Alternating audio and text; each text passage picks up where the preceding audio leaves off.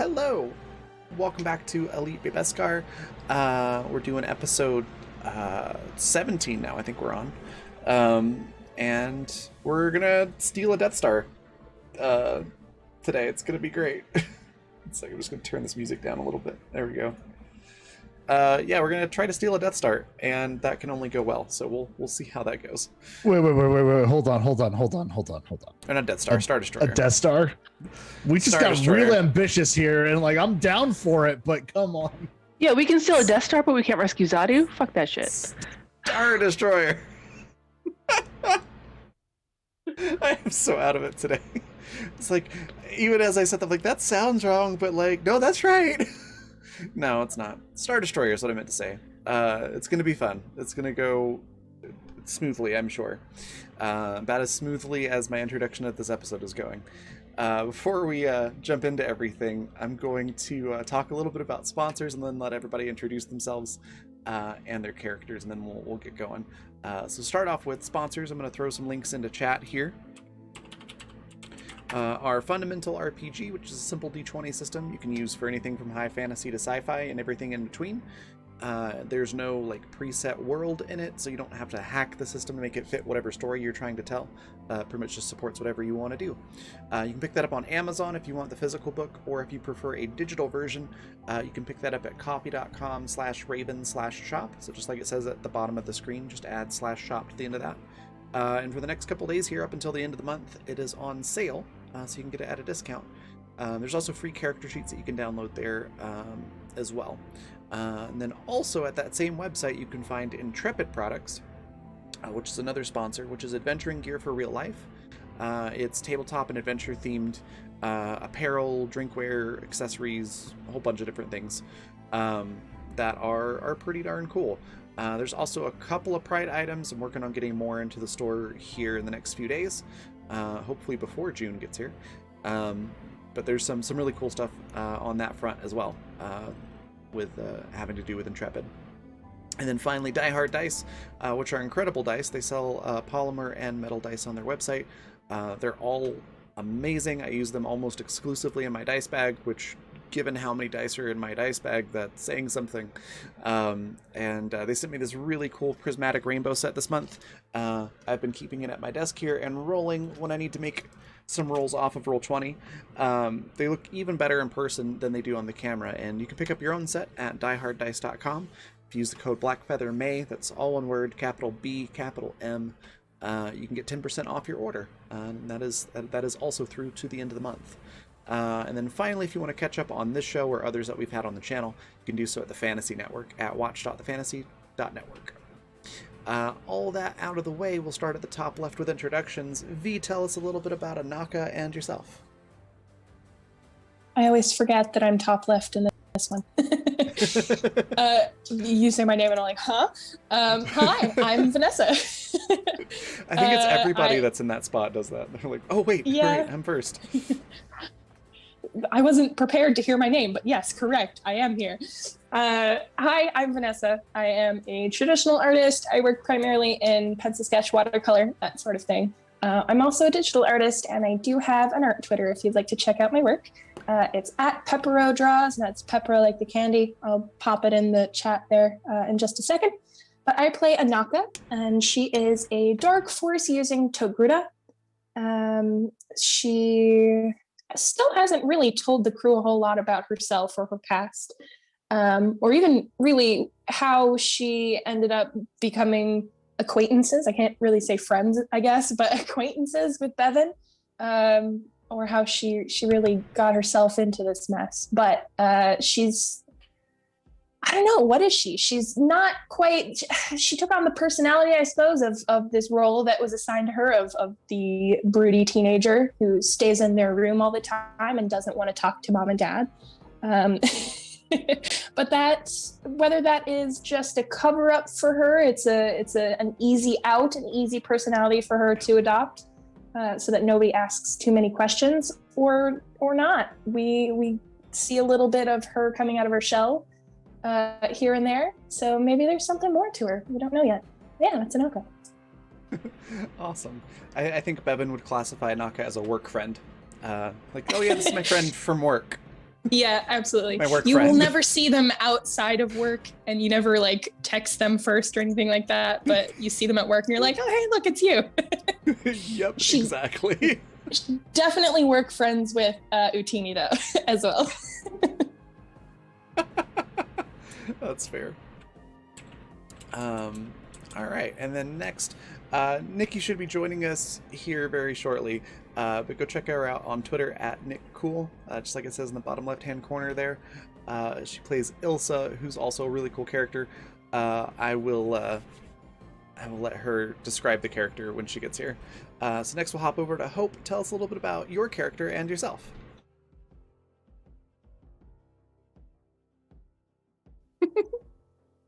All right. I was muted. All right. So I have a new character this week. Last week, the party went back to see Bevan, and after Muxo left, and he foisted a big old group of Mandalorians on them, tripling the number of Mandalorians on the ship, which I think is the right thing to do. And my character is one of them. Their name is Merrick's Neve. And we're going to find a little bit more about them today, probably. We'll see. They're also a pilot because there's clearly a gap in this group for that. I'm Hope Tracy. You can find me at HopeTracy71 on Twitter. On Monday nights on Milady Saito's channel for Tales of Drahi. And then again on Saturday afternoons here for Necrobiotic, where I play Teddy, who is very lovable. Everyone should love him. They should. And then maybe this Saturday, possibly, we might be doing the finale of what was supposed to be a one-shot of Change Stars, which just finished up on Kickstarter. But maybe not. We'll see. I don't know. But for sure, Necrobiotic at 2 Eastern. Yeah. Though actually, I did see a message. We won't be having that this week because Mitch is going to be out of town. But most Saturdays, yes. Most Saturdays. Okay. Yeah, this week our GM's going to be out of town for that one, so we'll be skipping Saturday mornings, the Saturday morning show this week. All right, next we got Matt. Tell us a little bit about Jai and yourself. Oh boy, hello everybody. I'm Matt. I am a content creator in various sources and mediums. Specifically and most recently, I took a lightsaber I designed and have turned it into a 3D model, and I'm going to print it this next week. So that's wild, and I'm freaking out about it. Don't worry about it. Everything is fine. I played Jai, who is a sweet summer child who is learning firsthand the horrible pain of having to grow up, and he hates it. Thank you. We're all not leaving. We promised Ilsa. Yeah, Jai's having a Jai is still really enthusiastic and is still having a really good day with kind of everything, but he's growing up and he hates it. Thank you. This has been my TED Talk. Perfect. I'm going to keep drinking this adult beverage. In this essay, I will. Heard. Par, tell us a little bit about Graykus and yourself. Hello. Today I'm just going to spoil a bit about Graykus because, I had a spiel for Zadu, so I should have a spiel for Graykus as well. So, I'm Par, by the way. I'm Par. Nice to meet you. I'm Par. And somewhere out in the universe, a long time ago, not too long, but kind of long, a while ago, on Endor, there was a lone Ewok, once considered a potential shaman for his people. He was shunned after discovering that he did not speak to the great nature spirits that are hailed on Endor. Instead, he could only hear the voices of past Ewoks, past visitors to Endor. And so he was cast out. In his isolation, he met a lone Sith who took him on as sort of an experiment. A sort of apprentice, but sort of not. the Sith began to train Gragas until he was called away. Or, well, we know who it is, so it could be anyone, really. But they were called away. Second game. Gragas was left to stay on Endor, isolated and alone, until one day a Sith dropship showed up to take him home? Who knows? But either way, he got out into the universe. And now he's with this crew. Yep. And learning how to ride on the back of a droideka, which is just fantastic. Zadu's totally alive. Possibly, maybe, probably, maybe. We don't know. All right, awesome. So that just leaves me. I'm Raven. I'm the creative director for the Raven Evermore, which is my brand for all the various things I do, most of which are tabletop related. You can find all my links there in my link tree, which if you can't see chat is linktr.ee/theraven, just like it says below my face. Yeah, I play everyone else in the galaxy, including Kieran Lal, who's a not Jedi, who has had a really rough few months and has some issues because of that. And now she has ended up with this crew of Mandos and not Sith, and is confused, but just taking it one day at a time, and helping out where she can. With all the introductions out of the way, when we left off, Bevan had kind of given you what the plan was, and said that you'd have basically a squad of Mandalorian soldiers to back you up on this mission. Did I say where the ship was? I'm drawing a blank. I also have a question. Are the Mandos coming with us? They are. Do you mean like on your ship specifically, or are they on the Imperial Douce, or are they in their own transport that doesn't have nearly as good a name? I always forget that you named the ship that.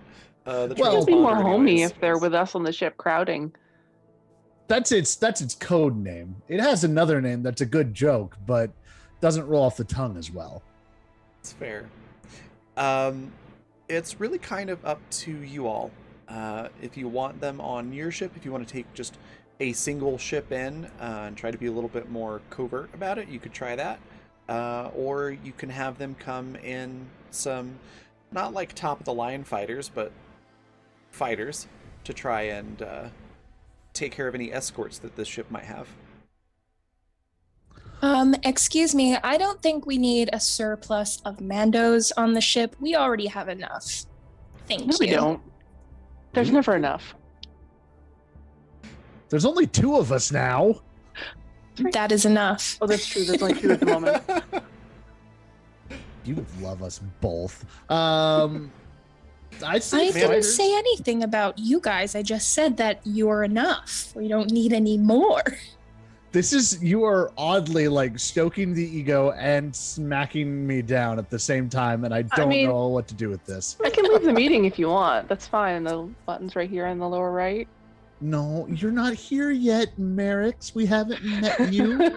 Just saying. Is it Merrick's or Merrick's? Merrick's. Merrick's. Okay. Merrick's. Okay. Man, that's so awkward. I had a third back character that's a Mando, and I just... What do I do now? It's not like the title of the game is in Mandoa or anything like that.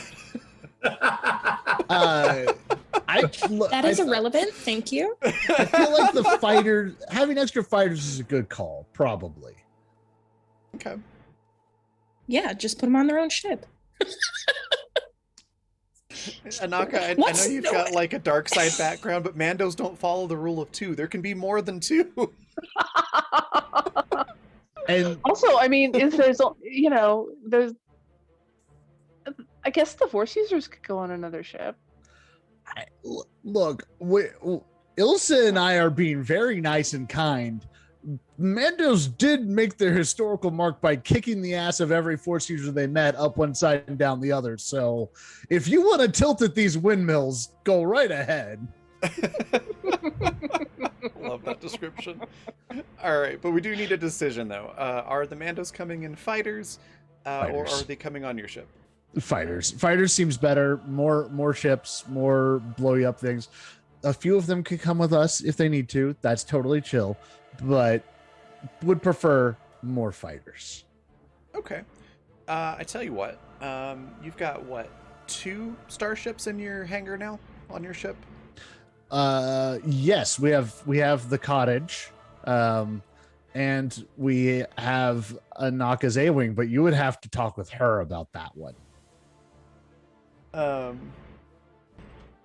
No, I just meant for space wise. So they could fit like a couple of their fighters into your ship if you want to take 2 of the Mandos. Sure. Okay. Anaka, does that sound good? Is that acceptable? Only 2?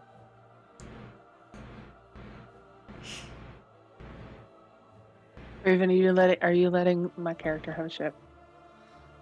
Yeah. You can have a fighter. I'm excited. That's good because she has the same pilot skill as Muxo did. They have. I mean, it may not survive the mission, but yes. Yeah, no, but I mean, we got to show off, right? Yeah. Excellent. All right. So I'm gonna take that as a yes then. So 2 Mandos, which one of them is gonna be Merrick's, will be on your ship. The other 4 will be in fighters escorting you. Yeah, I will say that as the meeting is breaking up, Merrick's will step forward and say, "I heard your pilot wandered off." Yeah. Hmm. Yeah. A couple of them did. All right. I've got some skill. Cool. You got a fighter? Mm-hmm. Neat. I haven't decided what they look like yet. Jai just like sticks his hand out. Hi, I'm Jai. Merrick's. Cool. Nice to have you on board. Mm-hmm. You really do have a lot of force users, don't you? We don't have a single Jedi on our ship.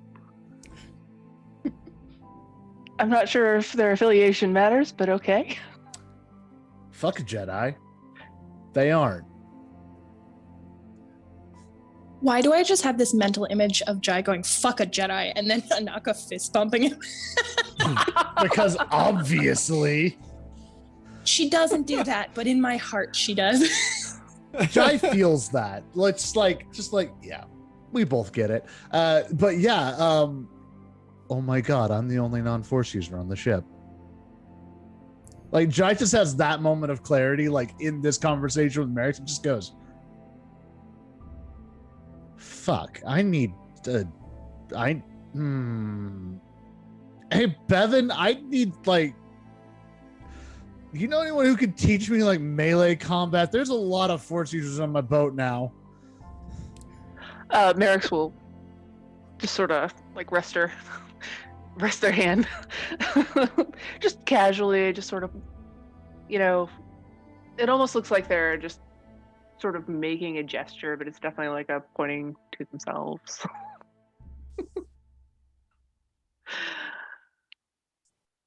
Bevan just looks at Jai, then looks at Merrick's, and looks back at Jai. And kind of does the head tilt, like, there. It's like cool. Yeah. Just want to get one of those really shiny Beskar spears or something now, and we can go to town. No, that's out of character. That's not Jai's look at all. God, what would Jai's look be? Knives, probably. Mini knives. Yeah, you could get one of those out of character, like Joss has. I can always picture them. They go on rifles. Oh, bayonet. Bayonet. I don't know why that word never comes to me. Gun sword. Ooh, no, not that. The gunblade would be amazing in Star Wars, but no. Squalls use those, and nobody likes them. Oh, I like Squall. Yes, we've had this conversation. You're literally the only person I know who enjoys 8. Yep. No, so Jai's just like, cool. It'll be nice to break up the Force using party. They're all real cool people. Well, I don't know the newest one quite as well yet, even though we definitely spent a day with him interrogating me. But yeah, we're gonna go steal a boat, and I'm real excited about that. I like stealing ships too. You know, my father served on a Venator at one time. He told me about it. It was great. So we're gonna steal it, and it's gonna be a lot of fun.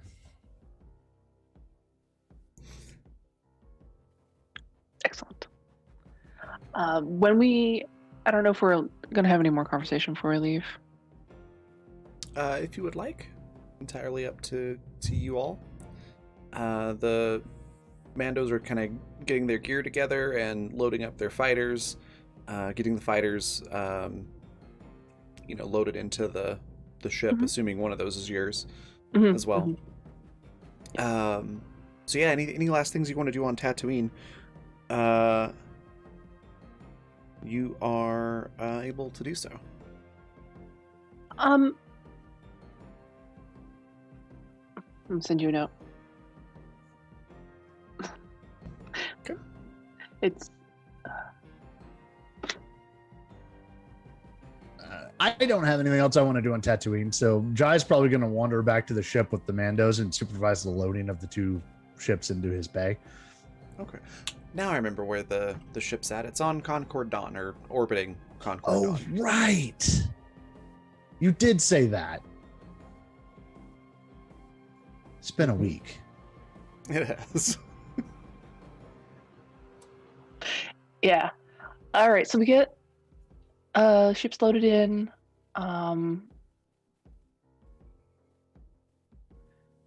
Merrick's asked if there is an empty room. It's fine if there's not. Ooh, you'll have to take that up with Ilsa when she gets back to the ship. She handles room assignments now. Jai is clearly lying. And just does not want to be the one who makes this decision. Oh, that's funny. Okay. All right. And yeah, Ilsa is, we're going to say off shopping for the moment. Yeah. Merrick's gear is about as much as Kieran has. They travel pretty light too. There Okay. would be no outfit shopping. But they do eventually, when they get assigned to Muso's room, carefully pack up her things and deposit them with them at the cantina. Okay. And I'm trying to remember who all has what room. Because there's 1, 2, 3, 4, 5, 6, 7, but one of those is the brig, I think. I believe so we had, I think, more or less like the 11 next to 12 is now the brig. Okay. And Jai had the room next to the bathroom, but abandoned it to sleep in the cargo hold where his workshop is. Kieran officially has it, but is almost always in the vents. Muso had the room closest to the cockpit. And I think it didn't matter much to anybody else. Okay. So yeah, there's some rooms open. If no one objects, Merrick's will take 9. Because it is closest to the cockpit and they are the pilot now. No one's decided that. They have decided that. Okay. All right. Because it's not going to say anything. And yeah, you should be able to fit roughly 4 fighters in there if they're crammed in kind of tight. Okay, cool. Well, then it sounds like you're pretty much all set to go, unless there's anything else that you want to buy or do, or a place you want to go visit before you head out there.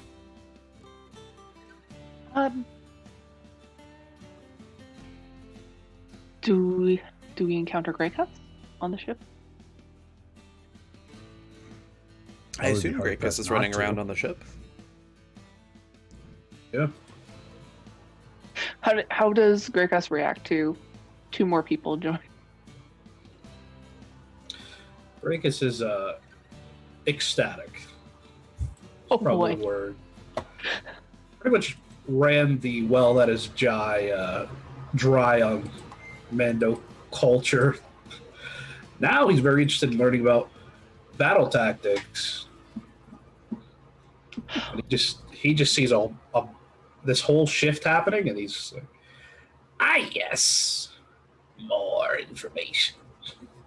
I can't wait for Greygus to come up with some bullshit bit of trivia that Jack told him. Oh yeah, no, this is great. Yeah, Jai immediately voiced Gracchus off on the visiting Mando. Just like ask him all of the questions. We're gonna go steal a ship, so that'll be fun for us. Yeah.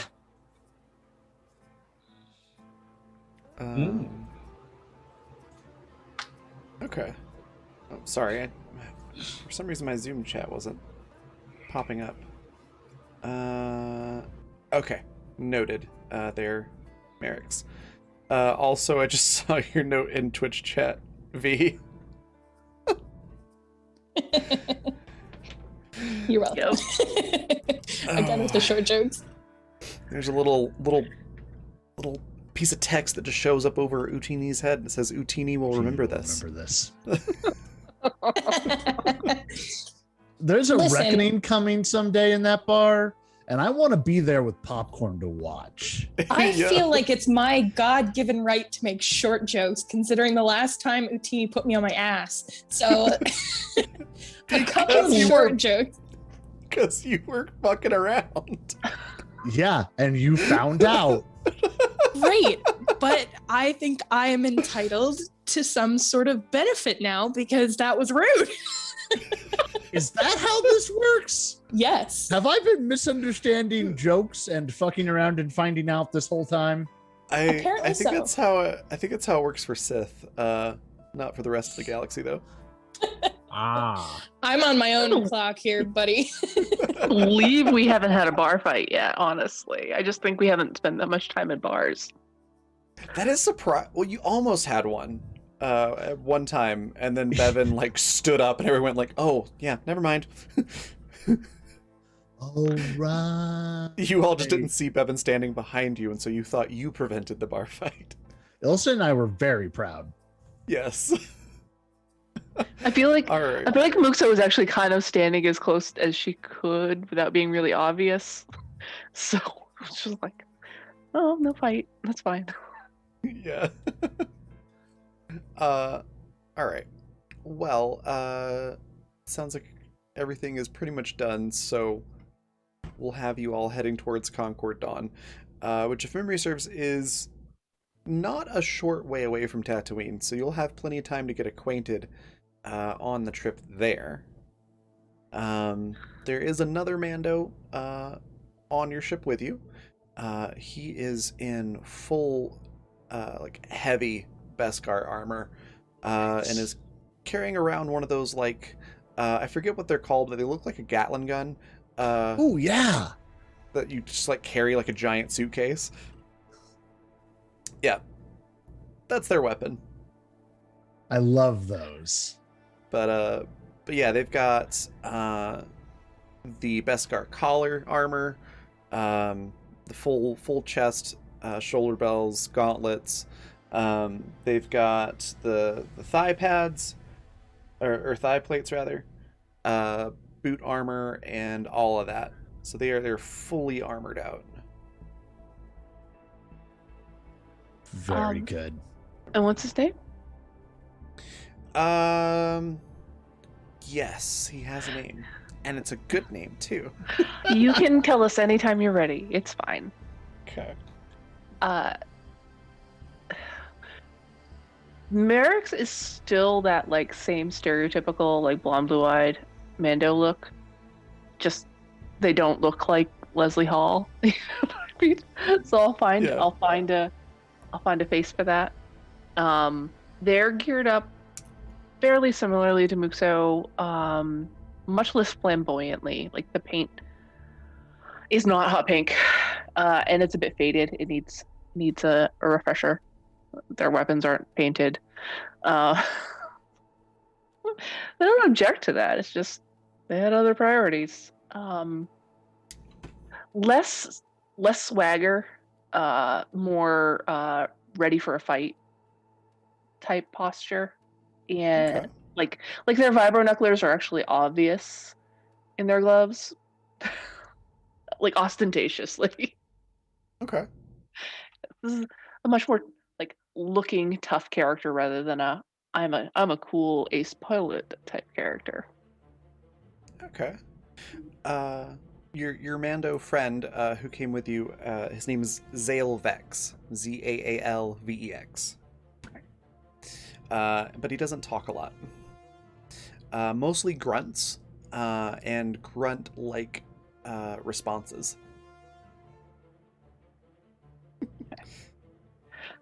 It's fine. Think like what's his name from the Bad Batch? Is it Crusher? Wrecker. Wrecker. That's it. Thank you. Think like Wrecker. Wrecker, but reserved. One of And Omega's four dads. that's kind of what he looks like. Yep. Yes. Yeah. That's kind of what this Mando looks like. Is like that big in full armor, keeps the helmet on the whole time. Yeah, like a reserved form of a Wrecker. All right, so to catch you up, Nikki, we haven't done a whole lot plot-wise yet. We've got Merrick's on the ship now, as well as Zale Vex with their two fighters. They're part of the Mando crew that's gonna help us take out this or take over the Star Destroyer. And we just did some intros there, and now we're just getting on our way to go to Concord Dawn, where the ship is, to try to take it over. I think that's all the important bits so far. All right, so yeah, you're on your way. It's gonna be a while. What do you all want to talk about while you're in transit?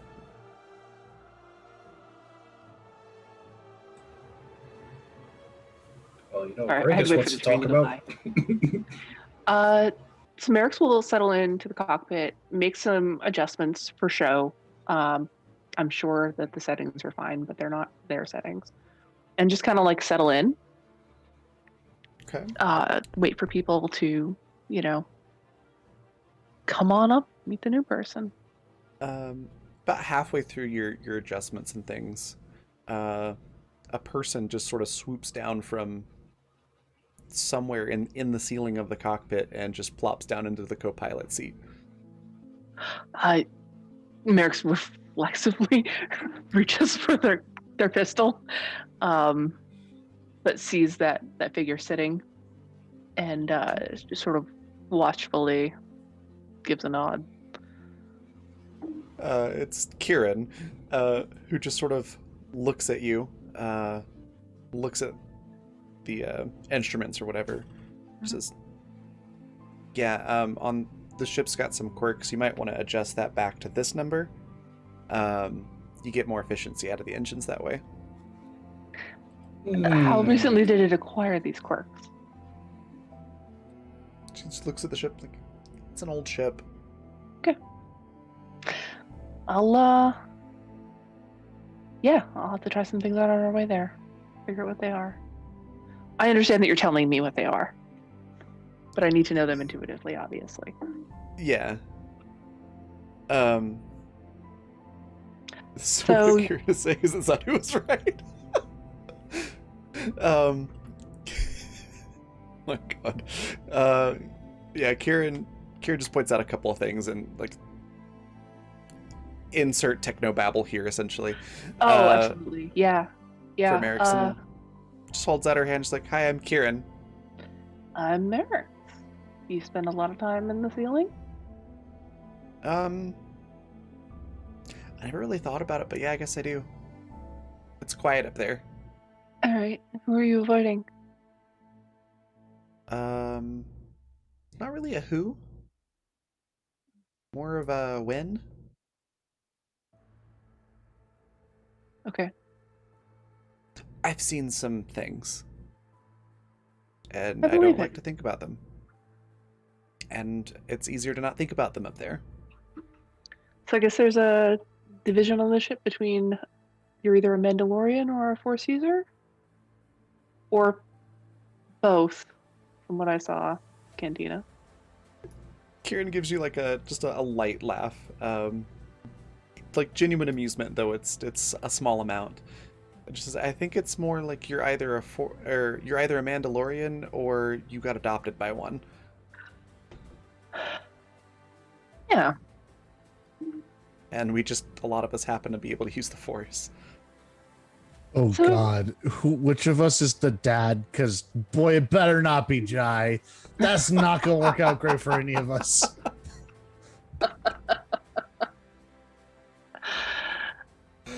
So who adopted you? Sorry, Matt, but she's gonna say Jai. Well, yeah, I guess yeah. She's like Jai, like, well, it's really Jai and Ilsa both. Like Ilsa's the one that was nice to me first, and then I've been working a lot with Jai to build. How dare you, Raven? How dare you? This is Muxo erasure, and you know it. Muxa wasn't crazy at the idea of her being on the ship. Well, that's true. But nice. I'm not the first person to be nice to them. No, Ilsa kind of dragged her onto the ship. Yeah. Go. Zadu? None of you want to do anything with Kieran. Hold on. Let's not rewrite history. Let's not rewrite history. Muxo We want offered to talk to about forgo erasure. the bounty for Not her. erasure. I've just been Thanos first snapped out one. of the story. First one to be forgo nice the to her, not the bounty only For one. Kieran.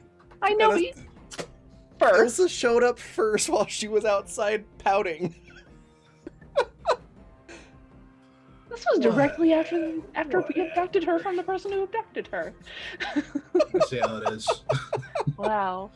Anyway, great. She'll eventually get around to mentioning everyone. It's fine. It's fine. Well, don't let us twist your arm.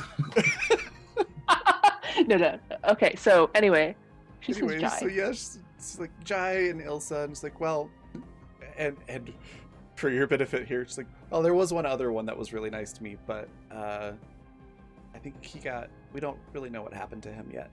Either got captured or he might be dead, which is not fun to think about. So, what happened with your last pilot? They say very casually. Karen just sort of shrugs. It's like, I don't know, I guess they decided to go on some other missions or something. They went on a scouting mission, and then they were like, whatever the Star Wars equivalent of peace out is. Right. Okay. How many missions have you been done with these people? How many has Karen been on with them? Is it like 4? 3? Yeah, she just shrugs like, 3 or 4. They're mostly okay. Yeah, I mean, aside from the one where we lost Zadu, we all came back, so...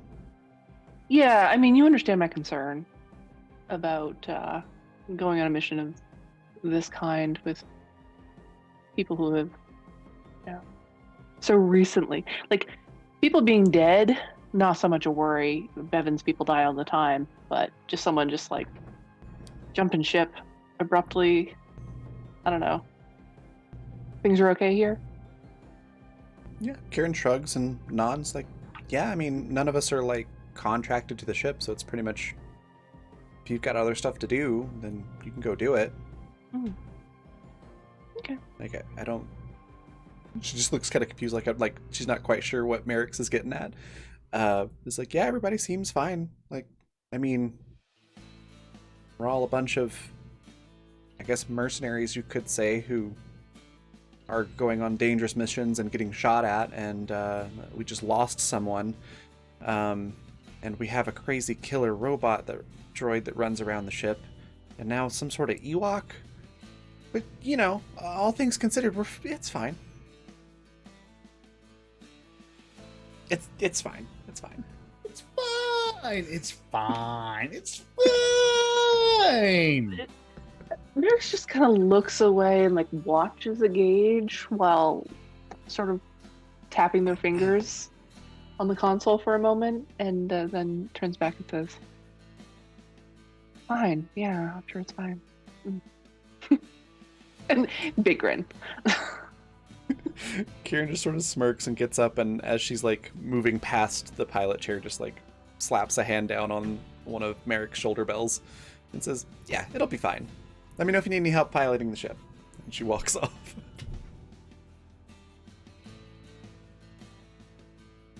Great. They will pull up the schematics and look for any notes that were made on it. I know Kieran's added some, and they are like trying to read a doctor's handwriting. Mm-hmm. Muxo just memorized. She did not make any modifications to the notes whatsoever. Yeah, they're like in the margins and they're scattered all over the place. Yeah, they're not very helpful. Excellent. Okay.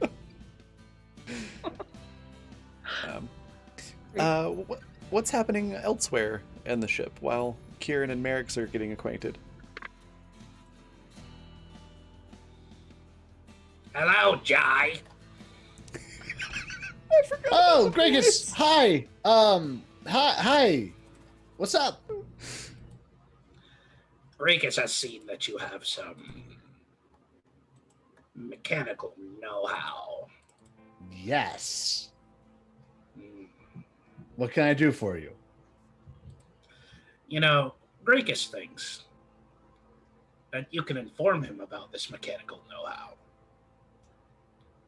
Yeah. Yes. Yeah, probably. Yeah. Yes. Breakus Yes. thinks he will be sticking around here to learn. Cool. Okay. There are two really important rules of mechanics. These are like three really important rules of mechanics. They're foundational. One, don't ever try to take apart lock. Not that we couldn't, or that he would be offended by it. He would probably think it was an attack and then murder you and everyone else on the ship. Fun. Possibly in our sleep. Even more fun. Y'all two are really good friends, aren't you? Oh, yes. Good. He can use a buddy. Two, don't touch the black A-wing. It's present and it's not done yet. Three, this is my wrench. Any other wrench is fair game. This one's my wrench. Interesting. Mechanics have an affinity for a specific tool. What should my tool be?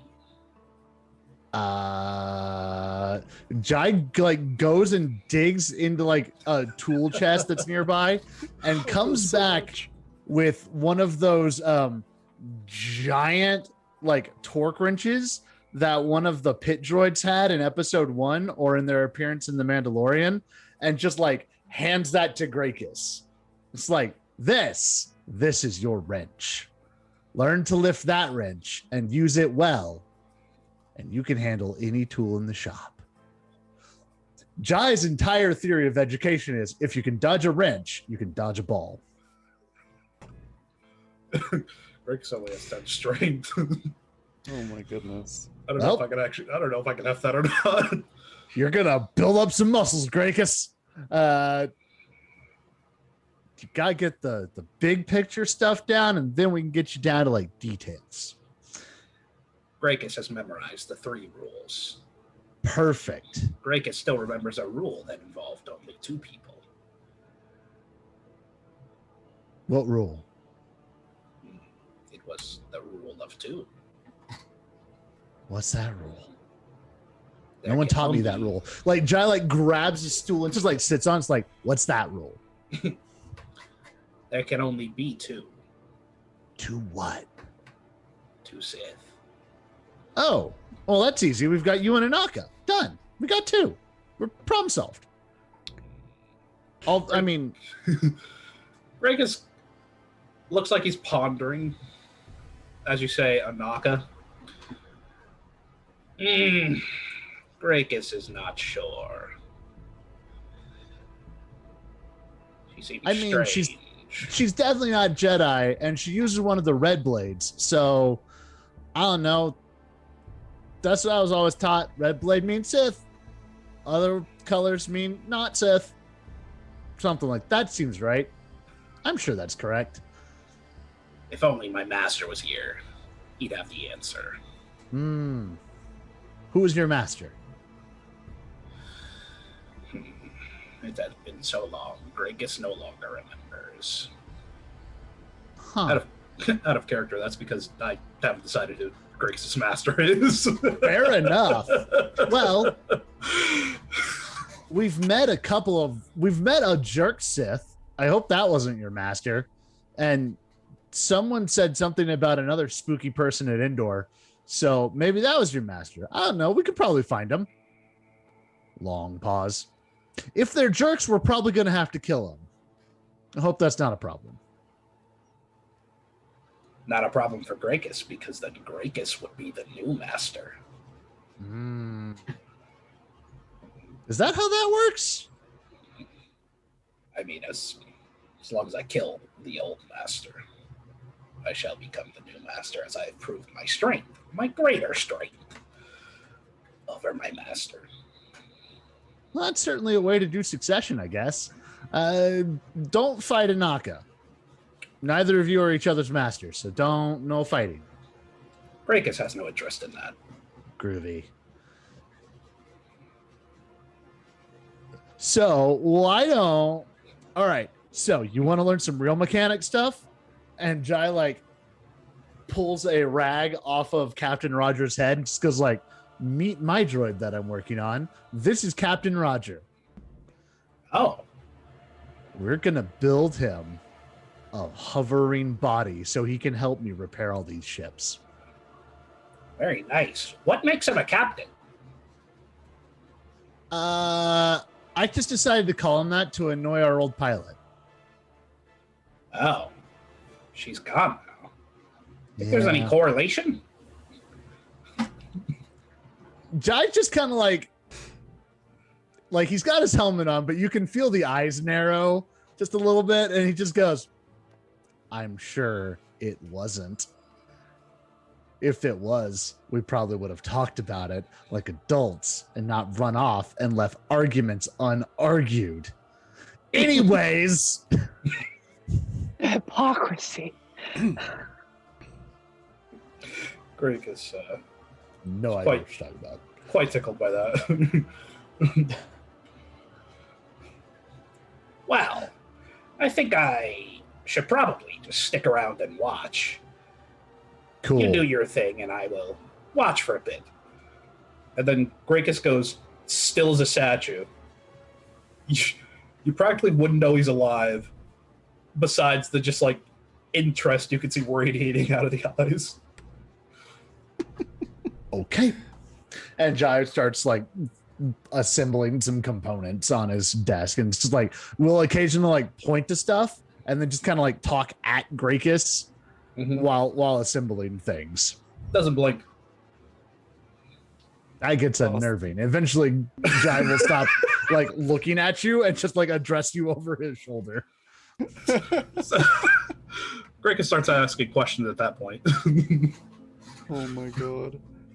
He will answer. All right. Well, while that's happening, how about Ilsa and Anaka? What are the two of you doing?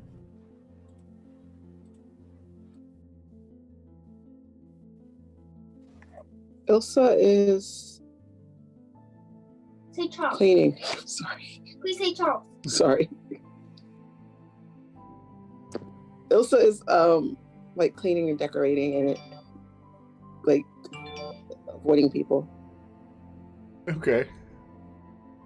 Does Ilsa mention to either of the new people about not going into the brig with the, carnivorous plants? No, Okay. she's not talking to the new people. Okay. I feel like if we had had like a ship board, like a briefing when they got on board, Jai would have been like, "Oh, and don't go in the brig. Plant problem. We're working on it." If Jai does say that, I feel like Zale probably would be, gruff and hold up the giant, repeating cannon that he has. Just be like, if you got a pest problem, I can go take care of it. No, that's our pet. We don't want to shoot that either. But the plants will try to eat you. So I guess Ilsa just leaves it in the brig in case we get prisoners and maybe like intimidation. I'm not entirely sure, but we just leave the door shut. Just sort of, it still has the helmet on, so you can't really see facial expression. Just staring at you for a few seconds. Just sort of goes, you talk a lot. Like, pats the top of your helmet and then walks off into the ship. Jai is equal parts embarrassed and oddly like younger brother pleased. Perfect. This is now Uncle Zell, and you will not convince him otherwise. Oh, I love that. Two dads, alright. infinite uncles.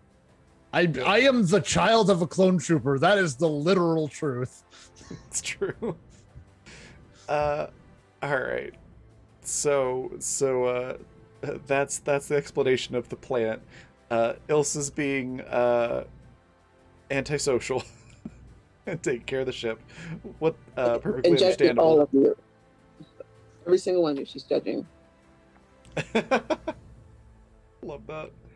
How about Anaka? I don't think she's going out of her way to like hole up in her room or anything. But the new Mandos can definitely tell that she's like taking the long way around, so that she won't, have to talk to anybody. So she just goes about her regular business. Okay. Oh, When Merrick sees Ilsa looking at them judgingly, they just like nod and then stare at Ilsa's lightsaber before walking off. and also she's like glaring at whoever like makes the smallest mess. Oh, Or, like, Zale's just making playing all on kinds purpose. of messes. Oh, she's not happy with him. Zale has tracked in mud, like your unobservant teenager, like level of mess everywhere. Okay, so it's her mission to like follow him and just really dirty looks and like constantly cleaning up after. I think at some point he'll probably just grunt and look down at you and like, this is going to get dirty again. I don't know why you're doing that. Don't track anything on my ship.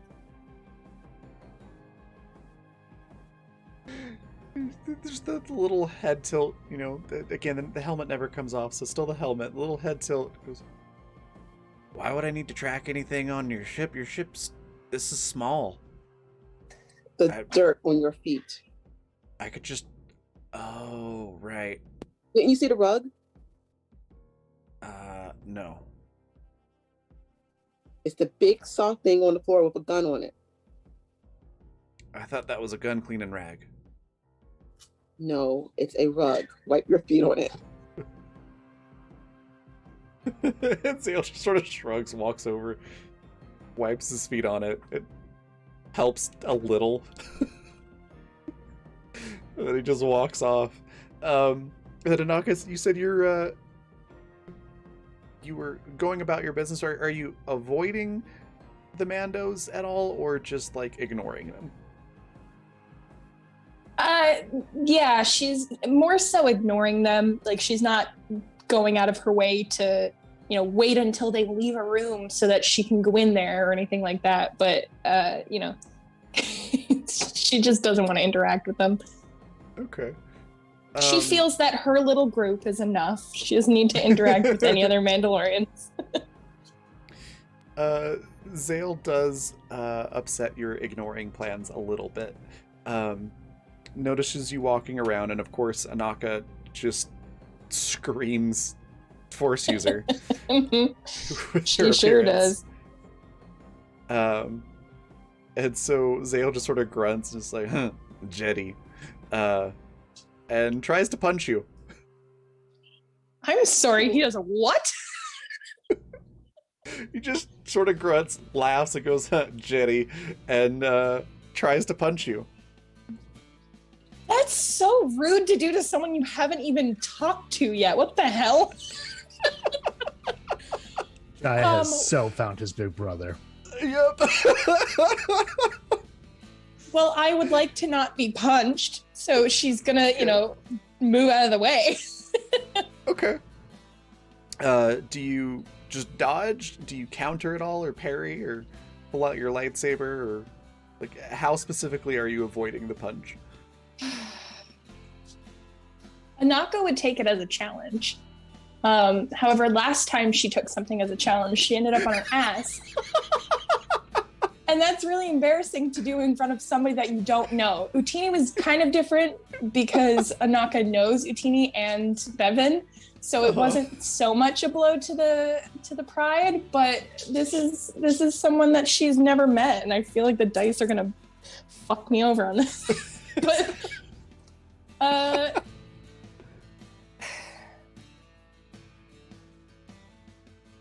I think she would probably just like jump out of the way and take the lightsaber hilt out of her waist and just hold that out. Not ignite it or anything, but she just tries to move out of the way and then just hold on to the hilt. Zale just laughs, and it's like one of those deep belly laughs. Like probably holding on to his ab armor plate, laughing, and just grunts again and like, huh, you're quick. Good. And just walks off. I think Jai walks it, like peeks around the corner where he had been sneakily watching, just goes,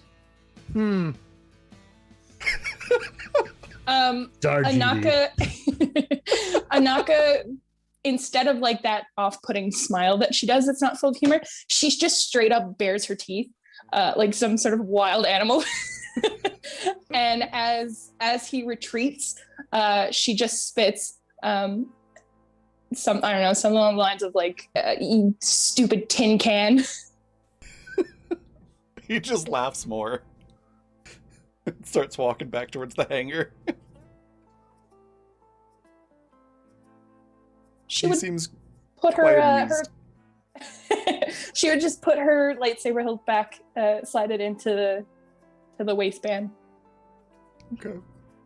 And the laugh too is not like laughing at you specifically, but just like laughing in general, like good. You're fast and you're feisty, and he like appreciates that. Well, all I can say is don't catch these hands. Yeah. Jai will wander up to Anaka and like, having watched all that from like around a corner, and just be like, you do get along with other people.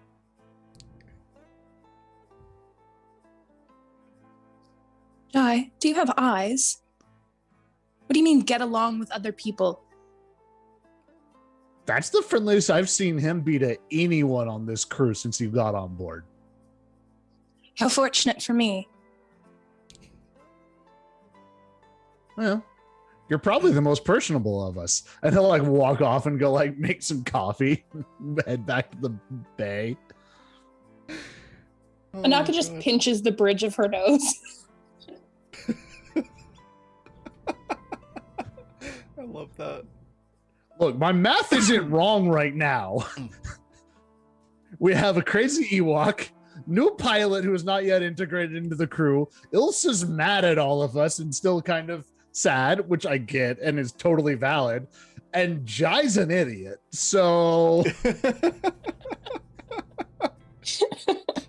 if Kieran will be the only one interacting with them, Merrick's is actually going to like occasionally like be holding, like, you know, walking around from place to place and just like flip a couple cards out and then say something into their communicator and then listen to what comes back and laugh because they're playing a game with the other fighters that are flying alongside as they fly. I love that. Okay. Is there some way I could be really creepy here and have that happening, and then Grakus somehow just like basically just leans down from the ceiling, like right in front of Merrick's face? Absolutely. Let's do. I believe that would be an acrobatics check for this. Just like you'll do it either way, but this is just how well you do it. Come on. Yeah, you're perfectly fine. Like, well balanced on whatever it is you're using to hold yourself up. You can lower yourself as slowly or as quickly as you want to. Oh, it's just sudden. It's just sudden, like face to face, near contact. Merrick's definitely visibly wills themselves to not jump back, but you do see a flinch.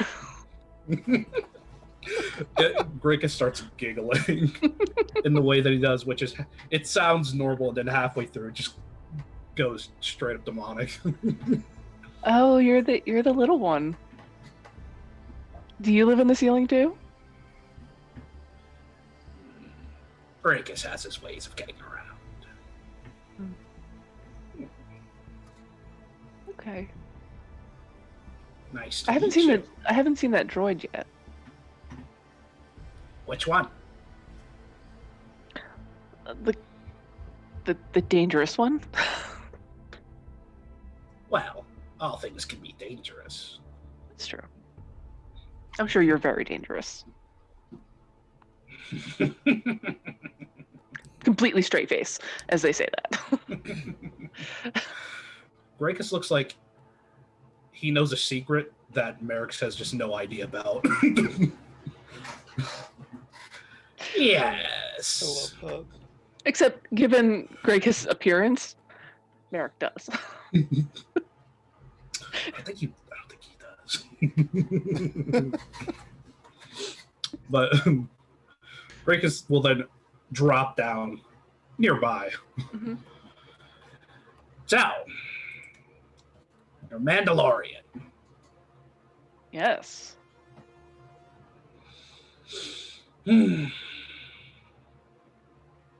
Grakus would like to know more about Mandalorians, specifically battle tactics. What kind of battle tactics? All of them.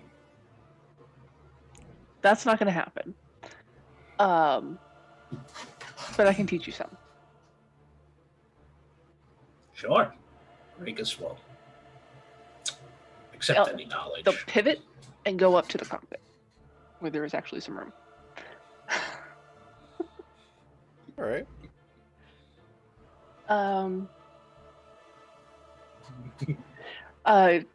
Merrick's is absolutely not teaching Greycuss any of the anti-force user battle tactics that they have. or indicating that they have any. Okay. But there are others that are fair game. Fantastic. We can spar a bit. Breakus doesn't get bothered by this. Well, I mean, Merrick's isn't telling you that. It's just, this is what's on offer. Yeah, I mean, but you say you're not going to teach them all, and he's like, worth a shot. Definitely. Do you want me to roll anything for that? No, you're fine. Okay. I'm just gonna roll. It'll be things like Okay. getting behind cover and arranging people, for their aptitude. They're going to take it very literally, battle tactics, and probably not give him what he wants. That's all good. Okay. High level of concentration going on. Greggs looks like he's actively memorizing everything that's happening. Excellent. Love that. We like a good student. Kieran's hanging out watching all of this and notices that Merrick's is avoiding the anti-force user tactics. What does she know? Well, she's in her 30s, so she's been around long enough to probably have had a few encounters with Mandos. Yeah. So she's like, huh, okay, I see. Yeah. Doesn't say anything, just sort of like, Kieran will remember this. Excellent. That's fine. This character is actually kind of nice. And not in that, you must love me kind of way. No, I know. Kieran's just sort of just observing. Yeah. It's not a bad, I will remember this. It's just I will remember this. Okay. Any other character interactions And then when they're done, Maris gets bored with it, they'll teach Greycus the card game. Nice. Sure. It's very chaotic. Doesn't bother me. Pardon me. Are there any other character interactions that you'd like to have before you reach Concord Dawn? I think also, well, as they get close to it, she will finally break down and make one meal. One. All right. What is the meal? I'd say a roast, probably. Okay.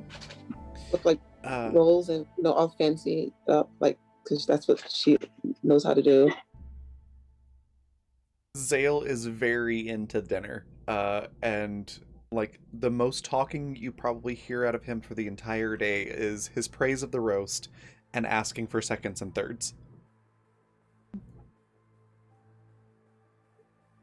I was a little surprised, but she will definitely make sure that Zale gets the seconds and thirds and thanks. Says thank you. Awesome. I'd just like to say that Greycus, you only see Greycus for a minute. Greycus shows up to the meal, has a plate. It's like a vacuum. The plate's gone.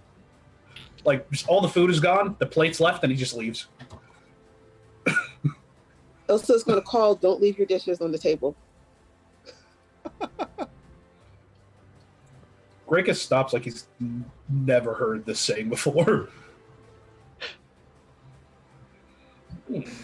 I see. Please take your plate to the sink.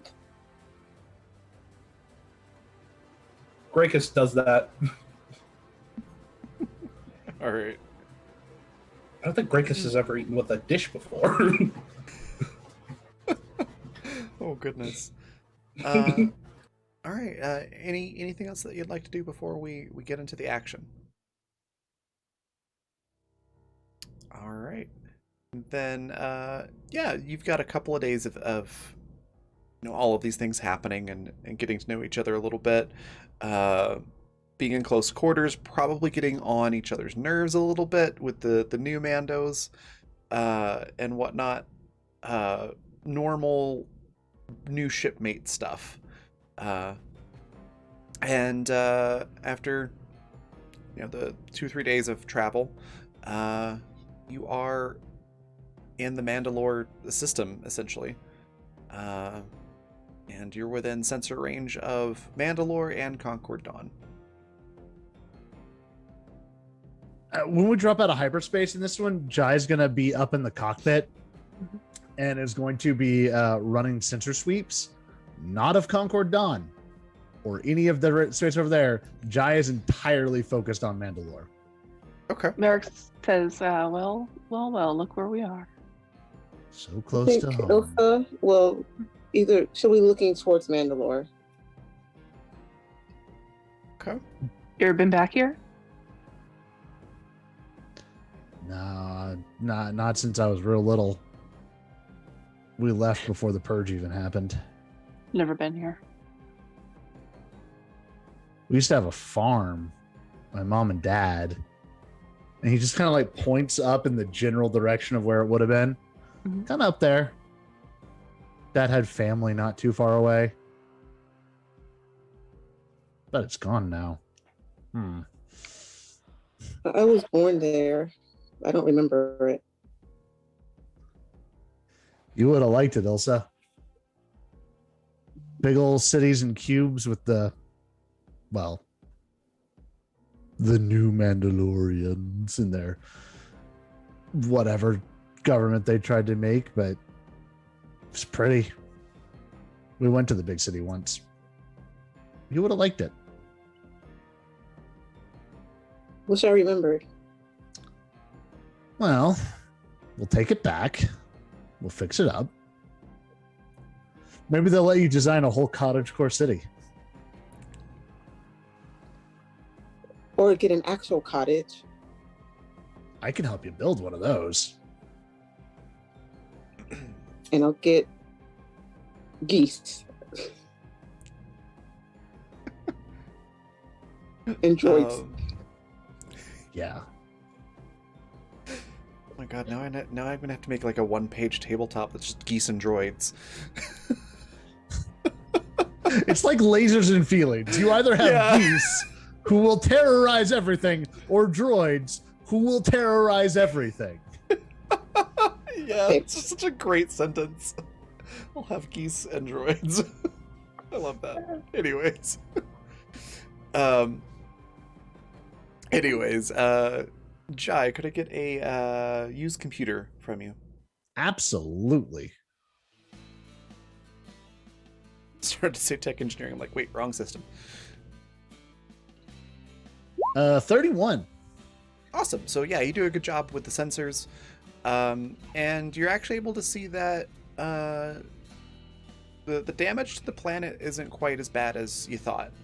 Like the cities are definitely the big cities definitely gone. Like there's ruins there. There's broken buildings and things like that, but nobody lives there for sure. But the whole planet isn't like completely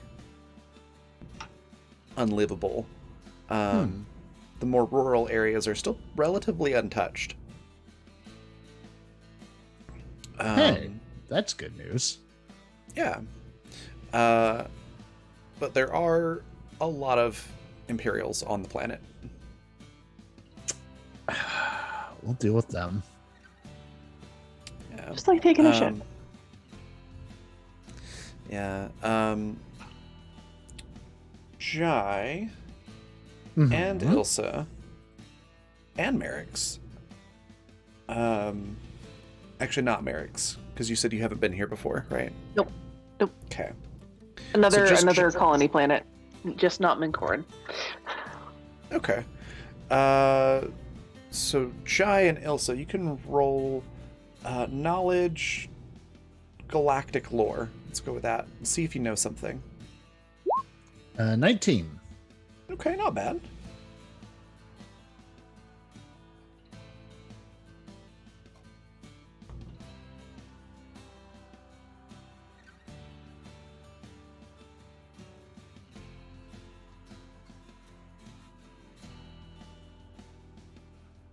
And then for Ilsa, Sorry, I'm pulling it up on my phone. I was just talking to myself with the mute on. Oh no, yeah, no worries. Please be a good roll. 10. 10. Okay. Well, between the two of you, you're actually able to help each other out.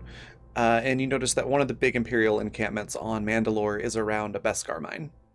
Like one of the larger Beskar mines. Jai's going to pull that, like all of the scan data from Mandalore and like transfer it onto a data disk, and is going to just be like, I'm going to get them to take this back to Bevan. And pockets it. Okay. Smart. The good news is there doesn't seem to be any ships orbiting Mandalore itself. Whatever ships they have are probably on the planet. Do you take the time to look at Concord Dawn? I think once we have our moment with the home world, then probably yes. It would probably be wise to look at where we're going. Probably. And if memory serves, Concord Dawn is one of the moons of Mandalore, right? It used to be. I don't know if New Canon says it is or if it's own planet now. I don't remember. I remember, what's her name? Wow, my brain really doesn't want to think of names today, but the ruler lady of Mandalore references... Duchess Satine? Yes, that one. References it as Concordia, but I think they later refer to it as Concord Dawn again in one of the later Clone Wars episodes, post Disney. I know in Rebels, I'm looking it up right now. I'm sorry, I cheated and went to Wikipedia. Go for it. Concord Dawn is a planet in the sector, and Mandalore itself has a moon called Concordia, I believe. Yeah. Okay. It has a moon called Concordia. Okay, then retconning a little bit. You're going to Concordia, not Concord Dawn. Okay, cool. I also had the same, like, I can't remember what they changed and what they haven't. Those names are too similar. I don't like it. Mm-hmm. And I remember hearing that in the show and thinking, like, oh, is that like a reference to Concord Dawn? No, there's still two separate things. Okay. All right. Well, then you're going to Concordia, and I need another used computer to run the sensors to scan that area. 32. That's a nat 20. Nice. Oh, nice. Yeah, you get the full thing. So there is a Venator class Star Destroyer.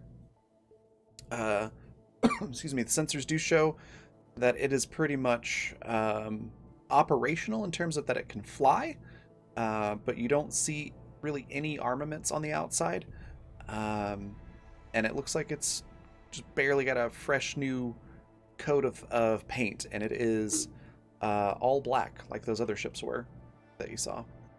There's probably some like red detailing and things like that. But for the most part, it's just that really dark matte black. And escorting it are two small cruisers, like the one that you saw on Nar Shaddaa, I think it was. Oh, okay. Those guys. Gotcha. They carry like 3 or 4 ties usually. Like they're pretty small, right, compared to the Venator. Okay.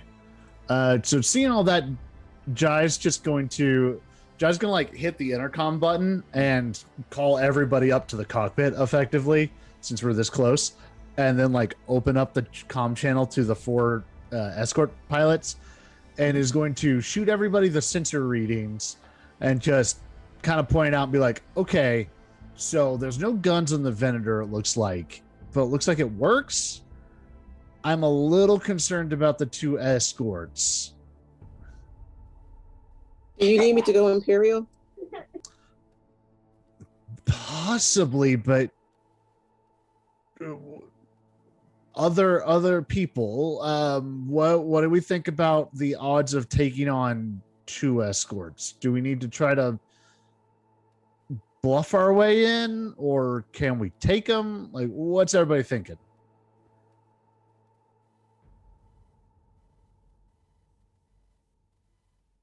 Like, I enjoy it when Ilsa goes Imperial. That's a fun time. We can make a lot of people mad with that, and that's always fun.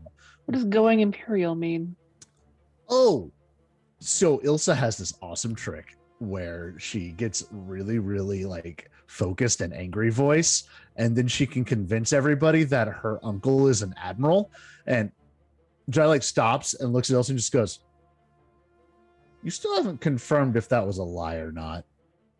And then like looks back, and then a lot of people will like salute or run away or get really, really mad, and all of them are fun outcomes. That's a very useful trick. Yeah, we're all kind of collectively real good at pissing off Imperial brass. So who's flying these 2 other ships you have on here? One's Ilsa's, and you have to ask Anaka's permission for the other one. Oh no, I'll fly this. I just want to know who's going. I have my fighter. I just want to know who's going out with me, and I'll. Are we, or are we landing this? I thought we were just landing this ship and just like taking them. I'm sorry. Could you repeat that? The train went by. Are we? Do we need more fighters out besides our escorts? That's the confab. Like, what's our plan? Jai is not good at plans still. I think that given the Imperial forces on the planet, that we need to take those 2 ships, as quietly as possible. So I think that staying out of their sensor range and trying to sneak up would be a good idea. So what you're saying is we're stealing 3 ships. How many ships are on those little ships? So Like 4? there's about Very roughly small. roughly 4 fighters can fit on the 2 cruisers. The Venator can hold So many. Just so many. Just put them on a hanger. 600 to 700 fighters. So okay, Raven. I think we need to understand the risk that we might blow these ships up, so we might not be able to take them. Am I remembering right, Raven? These 2 escorts, are they also the ones from that Mandalorian episode with the Mandos, with the other Mandos, the Gazanti or whatever? I can't remember. The ones I'm thinking of are the ones in Rebels that they use a lot. Okay. I don't remember if those are the same. I might be conflating the 2. I mean, Jai just kind of Jai manages to do that Mandalorian trick of like communicating facial expressions through a helmet, which is now my favorite trick that we do in this show. It's so much fun. So Jai's doing that and communicating disappointment while going like, yeah, probably. Okay. We know a tight offender can take one of those out if it hits it right. Because this is the same ship Muxo blew up as one of these, I believe. We have 4 fighters. If they just like swoop in from the back, target the engines, and just like unload, we can go just land on the Venator while they're blowing up.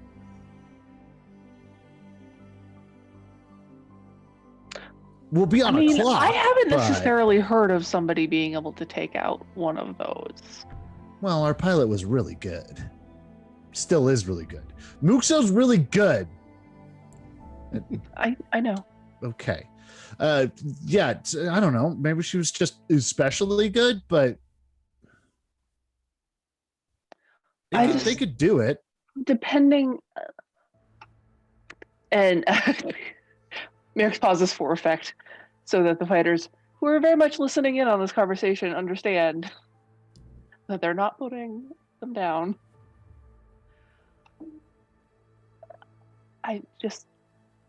We may need to back them up. Okay. Kieran can fly this ship. It's fine. We can do that if we want to put more guns in the field. Yep. How are we? I think a stealth approach is the best approach in this case. Actually, could I have Merrick's? Could you roll knowledge tactics for me? Yes, because I could use some advice here. Woohoo. See if you gain some insight into the situation. Yes.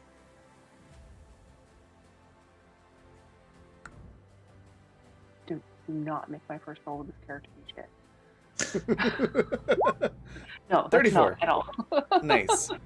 So you know that the offensive and defensive capabilities of the fighters that the Mandalorians are in, your fighter, are comparable to that of an X-wing. Okay. So they're a lot sturdier than TIE fighters. They're on par with the probably the TIE defenders that you have. So they can take a few hits before they start falling apart. And they have pretty heavy armament. So if you're really lucky, 2 fighters should be able to take out one of those cruisers, but it's risky. You risk casualties, I should say. Yeah. You're probably going to take out that cruiser, but you might also lose your ships. And more importantly, the people driving them. And that's if they don't launch fighters. If you took all 6 fighters, 4, 5, 6, yeah, there's six of those fighters, and we could conceivably field 7 right now. Yeah, so if you took all of those out and focused fire, you could probably take one out very quickly. But then you would also have to deal with the other one basically being able to fully come to bear on all of your ships at once. So there's a risk there, but less risk of losing all of your pilots. So what if we focus 5 of them on one and distract the other one with 2 particularly skilled people? That's another good strategy that could work. Well, and our ship, it could take a couple hits, and we have guns here, so we could help in this. Excellent. Yeah. Excellent. This sounds good. I think the best thing here is to focus on one ship while we keep the other one away, and then we take the second one. Okay, so why don't we get Kieran in the pilot seat here? I'll go up to the quad gun. We can get a Naka or somebody on the other gun in here. Scramble all of our fighters that we can. So Ilsa, Merrick's, and Val. Is it Val or Vale? Zale. Zale. Sorry. And Zale. Last name's a Vex, though, so that's probably what you're... That's what's tripping me up. Yeah, Zale. My big brother. Y'all scramble out. Yep. We get Ilsa and whichever one of our awesome Mando escorts is I don't want to say not the hot shot, but not the hot shot, to hang back with us. The other 5 go out and take on one ship. The 3 of us will go and distract the other one, and then we take the Venator. Sounds great.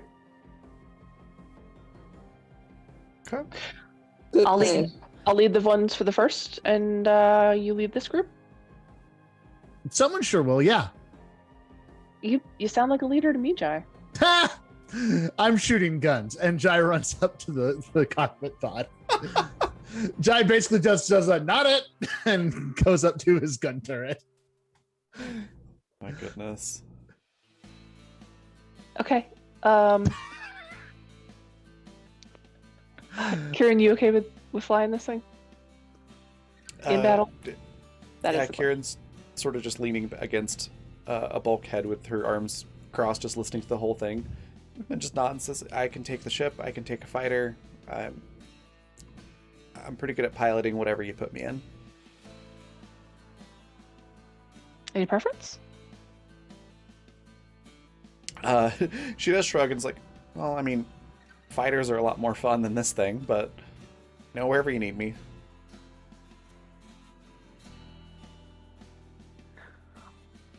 Next time, then, I'll let you fly mine. Just sort of nods like, All right. Great. Merrick gets up, straightens everything. It's kind of a nervous gesture. It's like a ritual. and then strides off to their fighter to get it ready to lunch. All right. And if no one is going to take the lead, we'll split up the fighters into the groups that they need to be who are listening. Okay. Because they know their names. Yeah. That's fine. Yeah, the Mandos can kind of take care of themselves, essentially, the NPC Mandos. Yeah. I just felt like it needed to be said. No, that's fair. All right, so everybody's getting ready. You're about to launch your assault. That sounds like a good spot to take a break, so you can go grab snacks and stretch your legs and all that, and think of any last-minute additions to your plan that you want. And then we'll come back in 15 minutes and do the second half of the show, and we'll find out what happens with this heist, I guess you could call it. So we'll be right back.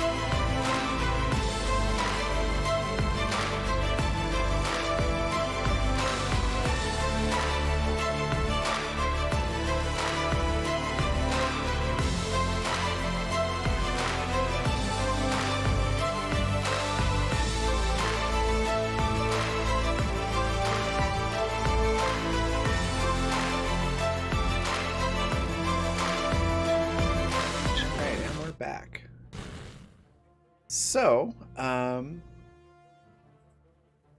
any amendments to the plan since we took a break? All right, then we'll hop right into it. So we've got Kieran flying your ship. You got Jai in a gun turret. Anaka's taking the other gun turret. Is that right? Sure. Well, it's that or fly the A-wing. Yeah, I'll take the gun turret. Okay. Ilsa's flying the TIE Defender, right? Actually, wasn't clear on that. Yeah, we need all our ships out there. If you're cool with Okay. that. Um, Because if you're not, we can have Kieran go do that, and you can fly the big ship. I was going to say, you can swap places with Kieran if you don't want to fly a fighter. It's fine. Okay. I mean, there are things to blow up. Yeah. Greykiss, what are you going to do during all of this?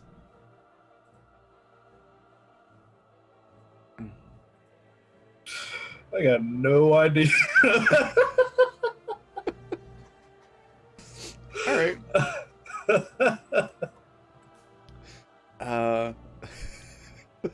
There's always the option of hopping in the back of one of the fighters or hanging out in the cockpit and being quote unquote helpful. Oh God. Merrick's will look to Greycast and be like, I mean, Horsey's are right. Breakus thinks he might be more helpful on the actual ship. All right. I mean, if you want to cause some mischief, tag along with me. All right.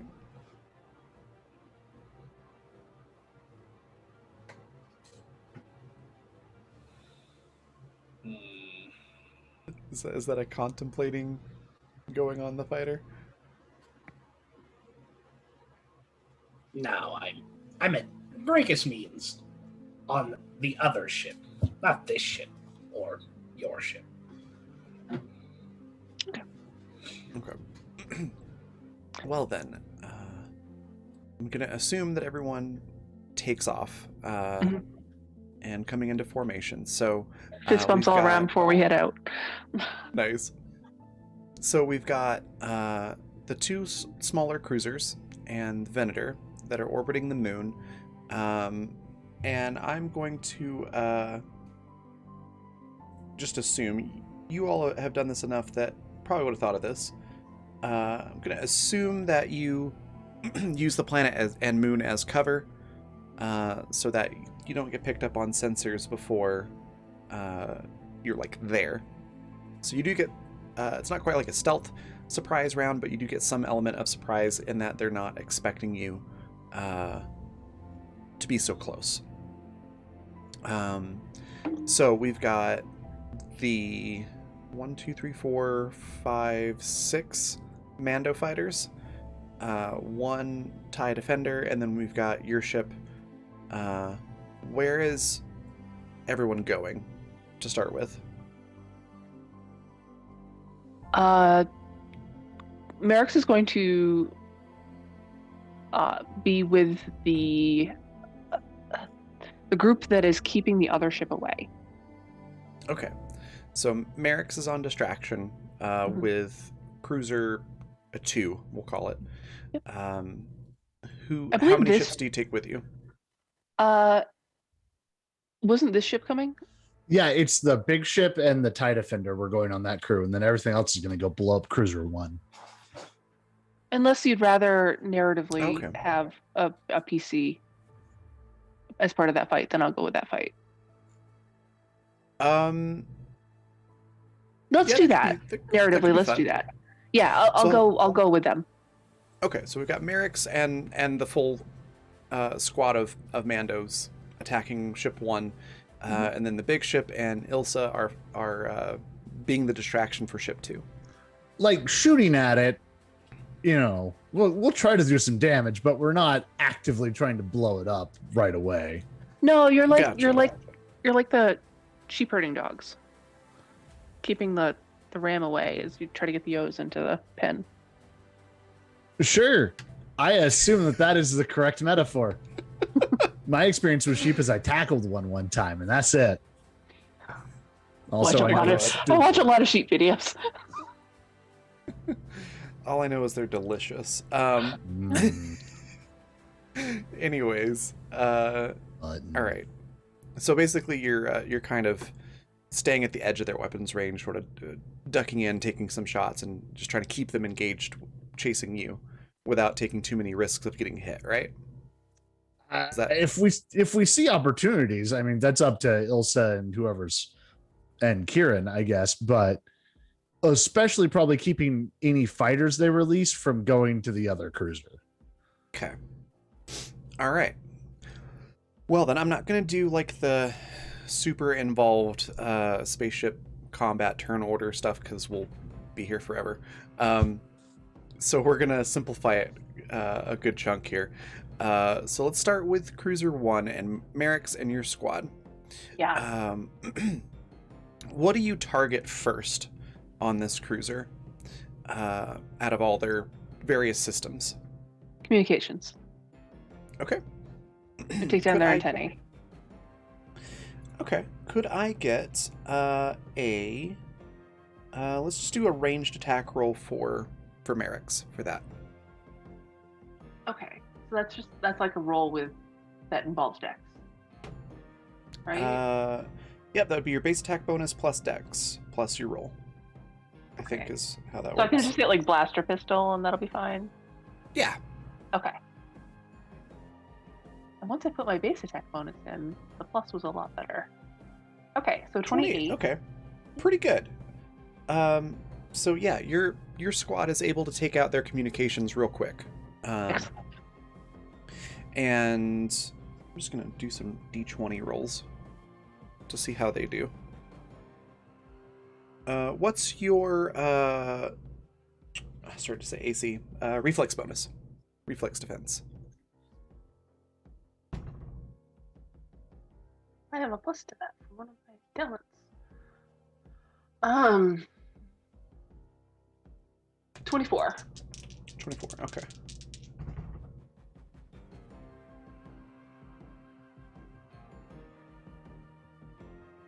Okay. So two of your squad mates do take some hits to their fighters. Their shields are at about 50%. You can basically tell any of your ships to back off whenever you think they need to. Oh, definitely. If Merrick's ship hasn't taken any damage yet, I will get used to this. They'll order them back, and we got this. Okay. So the two ships that have half shields are backing off. All right. Two remaining. So there should be 4 of you now, Okay. including yourself. Hopping over to Cruiser 2, Kieran is essentially going to fly where you tell her to fly. So Jai or Anaka, what's your strategy for fighting this cruiser? Where do you want the ship to be for you to fire? Where do you want the ship to be, Jai? I think, yeah, I see what you're doing, Anaka. It's not going to work, but I'm going to do it for right now. It's Anaka going to work. I'm just going to talk. Jai's just going to kind of be just like, if we can take out their communications, if we can do a quick run and blast their communications off here too, that would be great. Okay. Kieran, we'll try to get you into position for that. Sounds like with the help of Gracchus, which means if you're in the cockpit, you can also suggest Kieran where to go. But yeah, let me get a ranged attack roll from Jai and Anaka. If you specifically have an attack set up for the ship already, you can use that. Otherwise, just like a blaster basic attack. The Wayfarer character sheet has both their attacks. I'm using the quad. Oh, perfect. And there should also be a the laser cannon is the other one. So I got 21. Okay. Yeah, for Anaka. Okay, let's see what we've got. Ooh. No other modifiers, is there? It should just be that roll off the character sheet, I think. Okay, submit that. For the ship.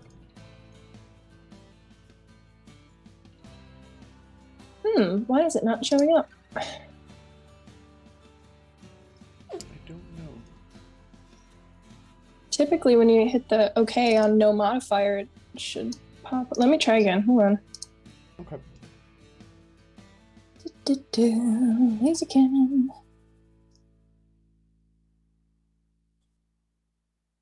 No, it's not coming up for me. Odd. I can try to. Yeah, if you want to go ahead. Roll. I feel like if I keep clicking it, it's going to send up like 5 in a row. It's happened before. Okay. Quad cannon, laser cannon.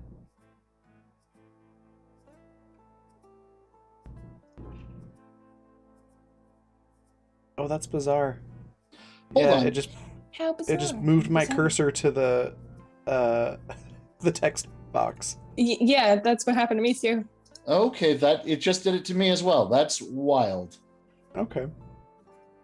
Well, just roll the quad cannon as well. That's fine. Okie smoky. Did it work? The- Nope. Hold on. No, it's not. Oh, there we go. Okay. There. Okay, 13. As I say, the attack modifier should still be roughly the same. All right, so 21 and 13. You do a little damage to their communications. They do launch 3 TIE fighters on their turn. So they're not... they also take some shots, but they go way wide.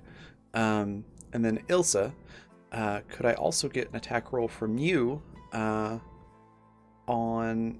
You can target communications with the Wayfarer, or you can target something else if you'd like, since you're in your own ship.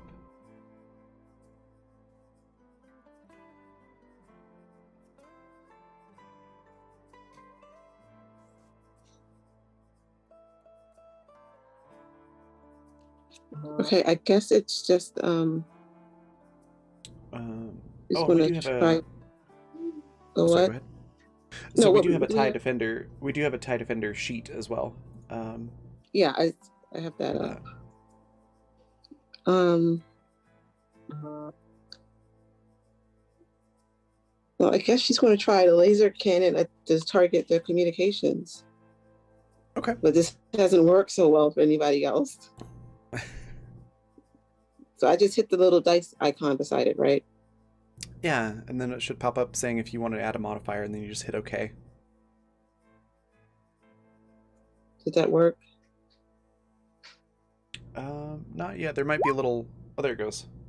31. Nice.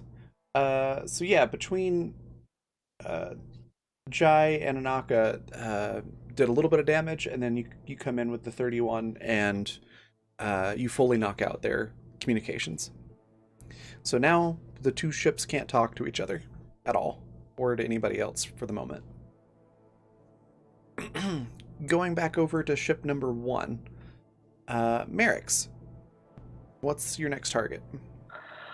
The engines. Okay. You get a ranged attack roll.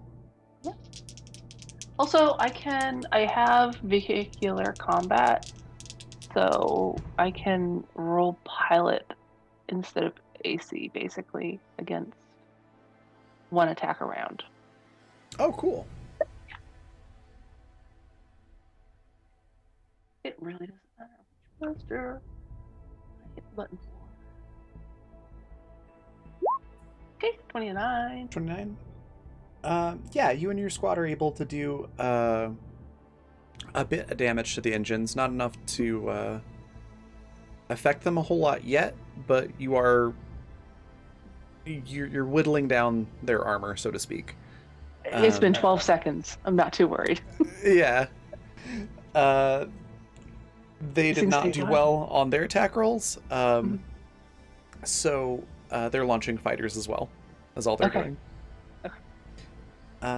Back to the Wayfarer. There's 3 TIE fighters around this ship now. I guess the Jai's gonna just kind of like pop into the basically into like a comm link between us and Ilsa and just be like, Ilsa, what do you want to do? Do you want to all focus on fighters? Do you want to focus on the big ship and we focus on fighters? Switch that. What do you think?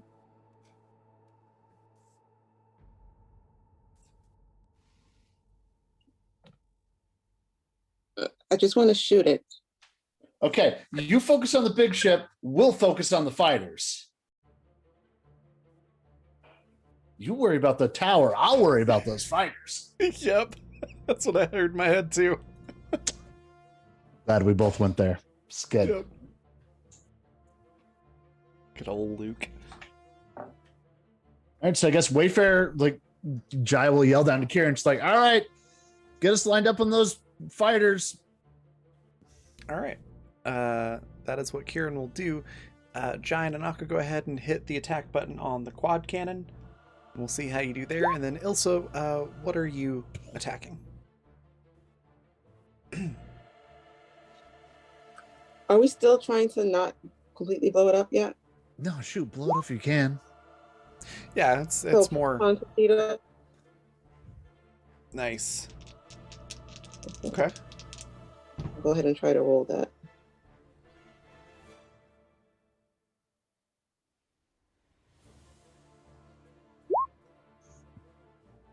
Only got 18. That's okay. It is a large target, and you are very close to it. So it doesn't take a whole lot to hit it.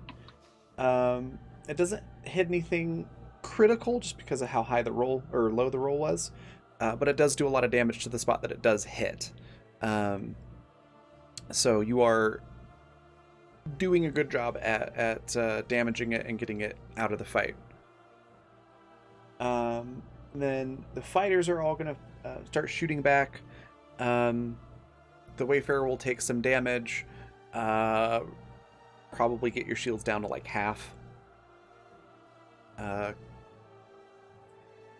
Because they rolled a lot higher than you did on that one. And then for Ilsa, but no hull damage, just shield damage.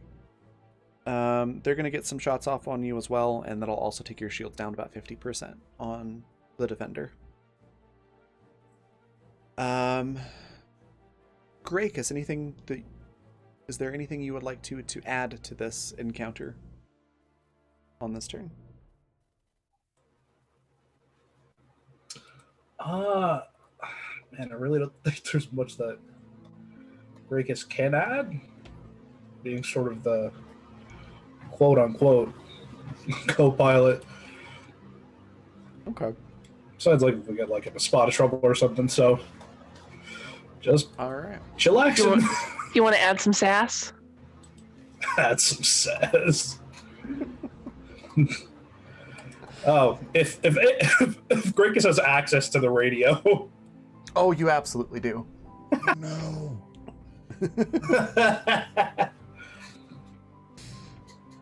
Anything that you want in the cockpit to access, you have access to it.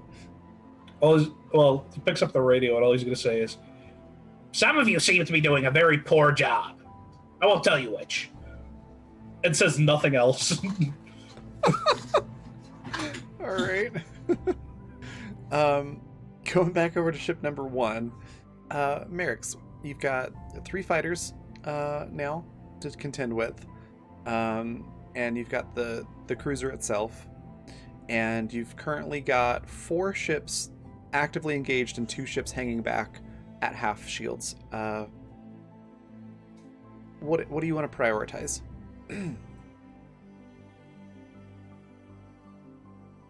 Yeah, that's a good question. Okay, so their last volley didn't go very well with the ships they just released, right? Right. Yeah, they didn't really get any hits off. They just got the ships launched. It took me a moment because I forgot I had a new name. Sorry. Good. Yeah, let's do one more. Let's not think about those ships just yet. They are coming toward us, right, and not the other ship. Mm-hmm. Okay, great. We're not going to worry about them for a minute. We're going to hit the big ship again. Okay. And hope that the little ones get caught in the debris field before we fine. hunt them down. Okay. Are you targeting engines again? Yeah, because they'll explode, right? I mean, not like blow up the whole ship, explode, but they will kind of explode. What's a good spot to... Like, the bridge isn't something that's easy to access. It's in the heart of the ship, right? You would think so, but no. It's on a tower on top of the ship, just like all the other Star Destroyers. Why? Because Why Empire. bridge? Oh my god. Ridiculous. That's why in whichever movie that was, I think it was A New Hope, might have been Empire, but like they take out, like one A-wing takes out a Star Destroyer because it loses control and crashes into the bridge. That's ridiculous. It is very ridiculous. Okay, that was not a very good roll, and I don't like that. What the hell? We gotta show off. Okay. Can we show off? I assume this means you're using a destiny point? Yeah, to my new friends. I gotta show off to my new friends. Yeah, They're absolutely. gonna be my friends. They don't know it yet, but they're gonna be my friends. I picked them. They should be honored. So, with your destiny point, what does your attack do? I'm gonna say that. So there's two of us that are still full armor. 4. And we're actually four of us. Yeah, we're gonna do like a little spiral as we around this bridge because it's ridiculous and I hate it. And just aim our lasers down at the bridge, just like in this very like predatory way, and just like blast it. It's just gone. Okay. Nice. Well, since you're using a destiny point, that basically makes that an automatic nat 20. So yeah, you're gonna just decimate the bridge of the ship. You know, it doesn't explode or anything like that, but they basically have no communications, nobody telling people what to do. So now the guns are just sort of firing wherever the gunner happens to think is a good idea to fire. Yeah, and Merrick's will give out the next order, which is let's hunt them down. Okay. We'll leave this and come back to it. Also, it's sort of just drifting because it doesn't really have, like, the bridge is also where it's flown from, so nobody's really driving the ship. It's a really bad design. It is. I think the idea for the design was to make it look like Like an actual ship. Yeah, like you know, you've got the command center is higher, so you can look over the ship and you can see everything that's happening. They also have like windows instead of just view screens.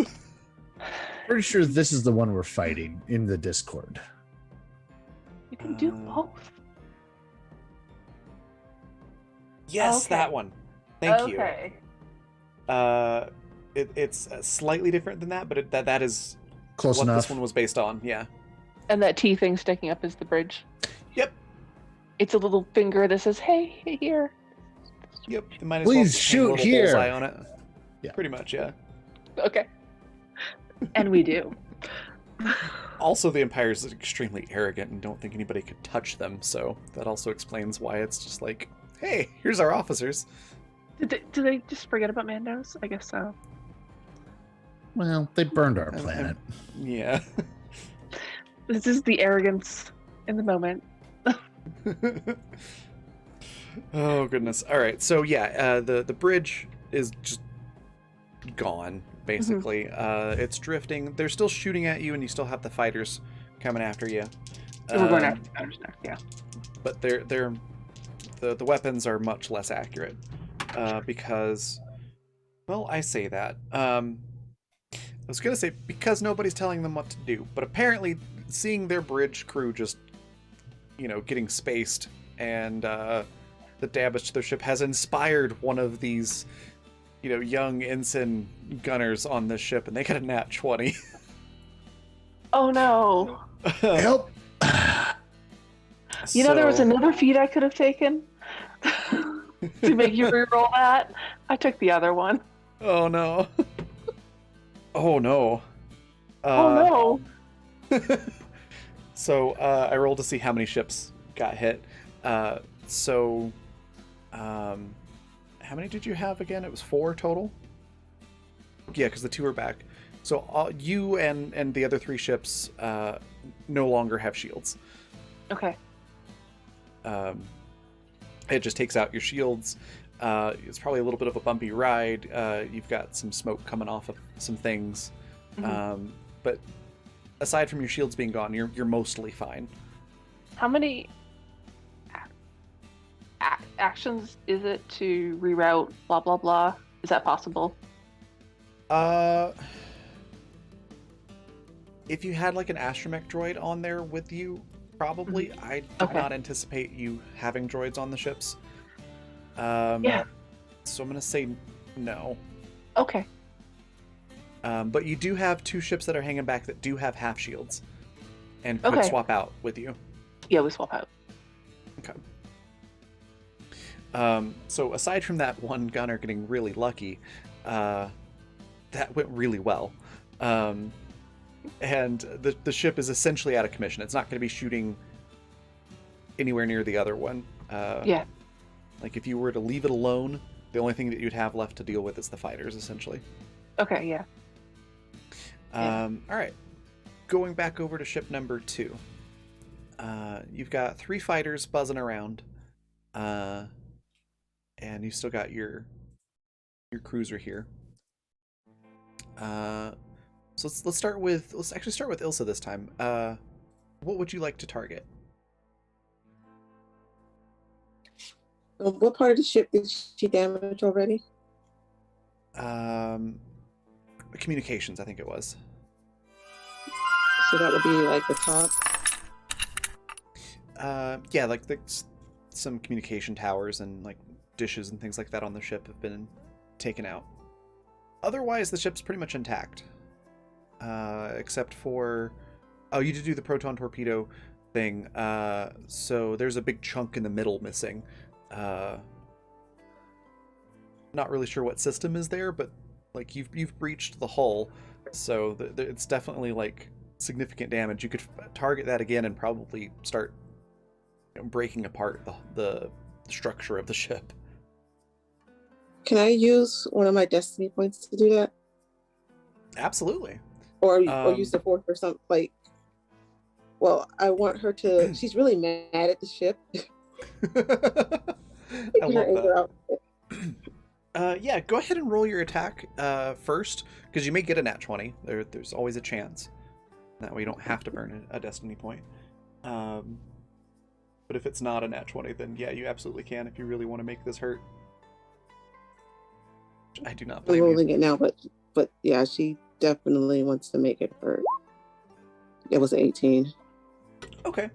Yeah. If you want to use a destiny point, and are using another proton torpedo. Yes. So this is going to hit that. She's like using everything she has to get it in that spot to really damage them. Okay. So like you're going to be able to like shoot this at an angle such that it like goes down a hallway into the interior of the ship if you want to with a destiny point. So describe for us, if you would like, what this looks like. Like, how do you shoot it off? Where does it go? What blows up? Because you're going to destroy the ship with this. Also, actually, she will say, "I got it," into her comm, and she just looks like really calm, and just aims it, and it goes straight to where it has to go, and it just blows up in this. What color is your lightsaber? Purple, and this big purpley explosion, energy Awesome. explosion. Love that. And then she will just say, "It's done." Awesome. So yeah, there's the big explosion, the colors and the like structure of the ship just sort of breaks in half. So there's like a big chunk of the front half of the ship that just sort of falls off. And the engines go out, and yeah, it's excuse me, completely out of commission. So what you're left with is 3 TIE fighters that are buzzing around, a mostly out of commission other cruiser on the other side of the Venator, and 3 other TIE fighters that are over there. So, Wayfarer, Anakajai, and Grakus, what do you want to do? You've now witnessed this cruiser break in half, but you still got the TIE fighters. I mean, first of all, it's just like, woo! Good job, Ilsa! Yeah! Just gets real rowdy in the gun turret for a minute. Line us up with some of those fighters, Kieran. Let's blow them up and then go take our ship. Gragus thinks that you deserve a raise. I do. Not you. Oh. Ilsa probably does too. She does a lot on the ship. That's true. Let's blow stuff up. All right, so Kieran will start doing some fancy flying, kind of getting into like dogfighting position with these fighters, which is kind of impressive considering how big the Wayfarer is.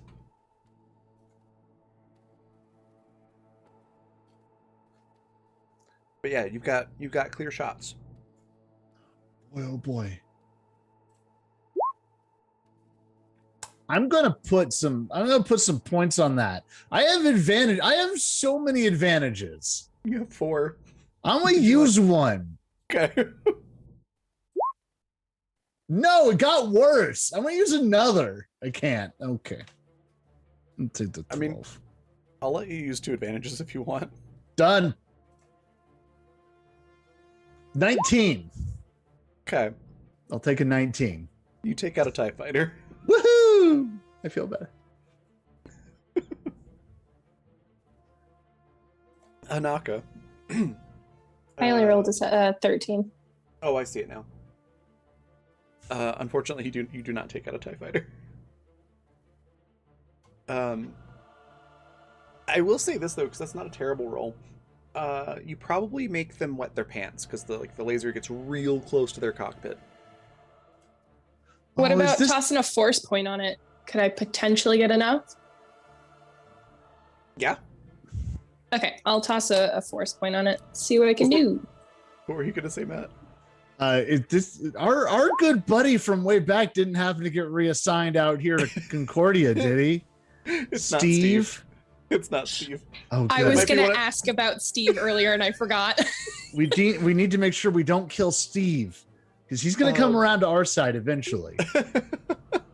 It might be one of his cousins or something, but we'll never know because they're dead now. Stu! Stu. Steve and Stu. Well, Stu's His whole TIE family fighter starts with blows S. Oh. up. Unfortunately. Stu. Anaka just whistles from where she is. All right. Merrick's. Yeah, let's hunt some fighters. All right. So the 2 ships that still have, some shields, we're gonna take the lead on this. All right. And me and Oh, fantastic. yeah, whoever's in the other ship are gonna hang back for support. So we will not be able to get all the TIE fighters unless someone approaches. All right. I just rolled for No, the we don't TIE like to be fighters. alive. We do like to be alive. Alive is good. Alive is Pretty very good. So you're committing the 2 with half shields to the fight, basically? Yes. With a 22. Awesome. They take out 2 of them. And the second one rolled a nat 1, so it crashes into the third one. Oh So damn. you take out all 3 TIE fighters. Yeah. All right. How are you guys doing over there? Ilsa cracked our ship in half, and we killed 2 fighters. Well, our plan advanced a little more quickly than we anticipated. That's fantastic. The Good big job, ship's guys. gonna head for the Venator if y'all can mop up this last little brat. All right. As you say that, the last little brat, as you put it, is retreating. No. Towards the moon. No. Can somebody aim at it? Kill it? Any one of you can. Merrick's, you could try to. You're a little bit further behind, so you'll need a higher roll to get it. Ilsa, you're right there. You'd have an easier time with it. Jai and she's Anaka gonna can also try try it. to shoot it. We did Even not if they take tell your her not to. communications out for someone to run off and tattle. Okay. So I did not get a very high roll. No. Okay. I guess gotta get to the TIE fighter sheet. Ilsa's like focused on killing these guys. All right. I guess this is a laser cannon.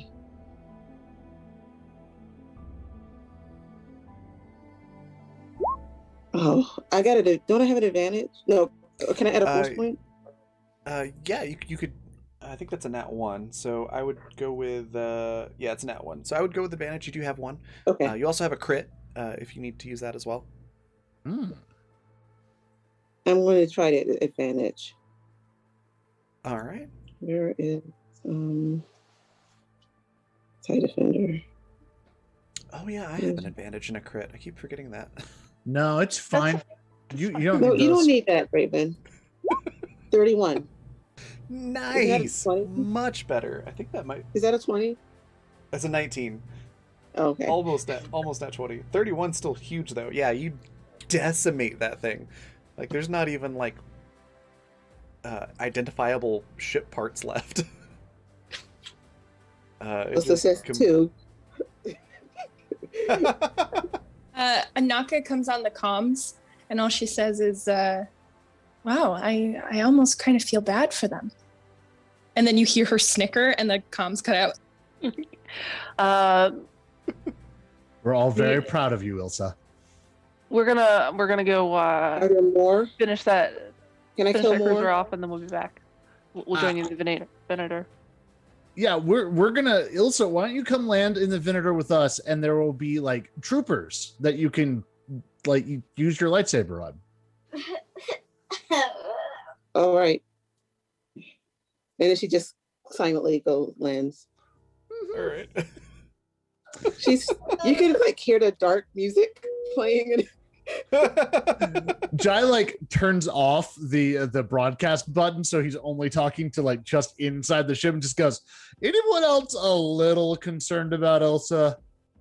Like not like panicked, but just like maybe we should buy her an ice cream. Not at all. Why do you say so? Okay, that worries me even more. Breakus likes this quite a bit.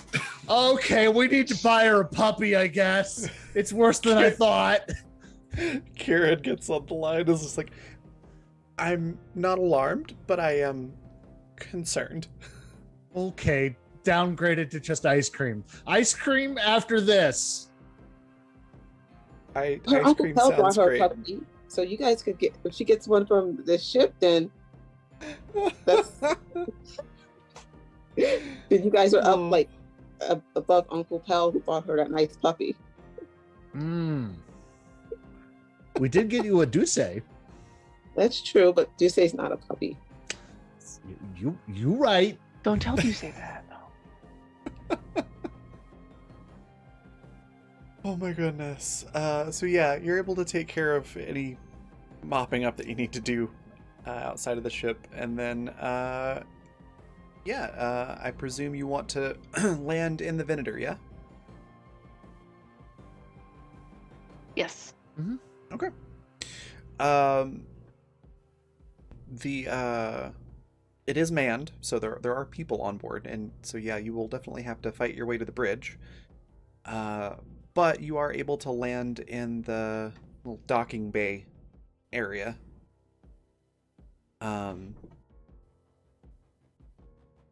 What's your plan to get to the bridge? Because you are currently about as far away from it as you could possibly get. Just about. Oh, this is real easy. This is real easy. Jaya's already like jumped down from the gunnery turret and has his gun out. It's like slung over his shoulder, jetpack. He's squaring up and everything. He just goes, "All right, here's how we get to the bridge." And then he looks around and realizes that he's literally the only person in the ship who has armor on. It just goes, Lock. yes. Okay. Plan 2. Here's how we get to the bridge. We go that way and we take a turbo lift, and anything gets in our way, we make it not. Jai is 100% never telling any of these chumps that his initial plan was we go through the roof, walk on the ship, and go shoot it. Mando armors can seal up for long enough to do that. So, infiltration time? If by infiltration you mean as loud, explosive, and noisy as possible, and Jai is like tossing a grenade in his hand, then yes. Okay, for you. Actually, would y'all like me to just create a big old distraction that away? Have we landed yet? Yeah, this is you are landed, and you can step off of the ships whenever you want. Fantastic. Oh, wait. Are we actually having this conversation like with everybody like huddled up? Yeah. Where is Locke? Yeah. Oh, if that's the thing, then I go like, cool. Forcey people, y'all infiltrate that away. The rest of us, we're going in for a walk. Hell yeah. Take Locke. Yes. Walk. Is it murder time? Magnetic? Are your feet magnetic? They can be. Perfect. You're coming with us. Locke's doing like a little. It's almost like the crab rave dance the little crabs do in the music video, just rocking back and forth. Yeah, that's pretty much what Locke's doing right now. And then yeah, Kieran steps out, starts walking down the hallway, pulls out her lightsaber, and it like ignites as it's doing the little swing into bow staff configuration. And again, it's like a yellow core of the blade, and then it goes from yellow through orange to almost red at the edges of the blade, and just starts swinging it around, somewhat impressively, and starts heading down the hallway, assuming that everyone's following. Merrick's watches that carefully, but non-judgmentally. Just noted. Merrick will remember this. Grakus stares after Kieran in confusion. Like, all right. I don't know who the show is for, but Hey, I appreciate the good workmanship. Yeah. I think Grakus would like to stealth Okay. his way. Ilsa, which party will you be attending? That is a good question.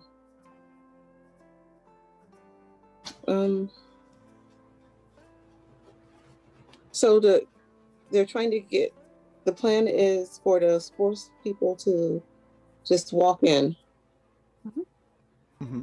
and for the everyone else to sneak in. Oh, I doubt we're doing any sneaking. We're going to be like jetpack running across the surface of a Star Destroyer to the bridge to go probably blow a window out or something. Yeah, the Mandos are going for a spacewalk, basically. Can Ilsa stealth and go off on her own? Yeah, that's absolutely an option. Okay. Inside or outside of the ship? Inside. Okay. So it sounds like you and Grakus will be doing something similar, but probably separately, it sounds like. Mm-hmm. How about Anaka?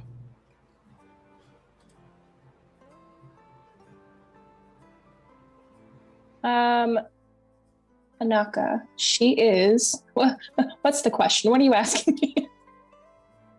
Where are you going? Oh. Grakus is running off stealthy. Ilsa's running off stealthy. All the Mandos are going outside the ship, and Kieran is walking down the hallway with her lightsaber out, like ignited, ready to stab somebody. Well, nobody ever listens to me when I say stealth, so you know what? Now's not the time for stealth. I'm gonna ignite my lightsaber and go on with Kieran. Awesome. Yes. If she gets to stab people, then I get to fucking stab people. She doesn't have all the fun. Possible new best friends? You'll have to take that up with Jaya. I don't know how that's Kieran. going to work. You can have more than one best friend. I have 2 best friends.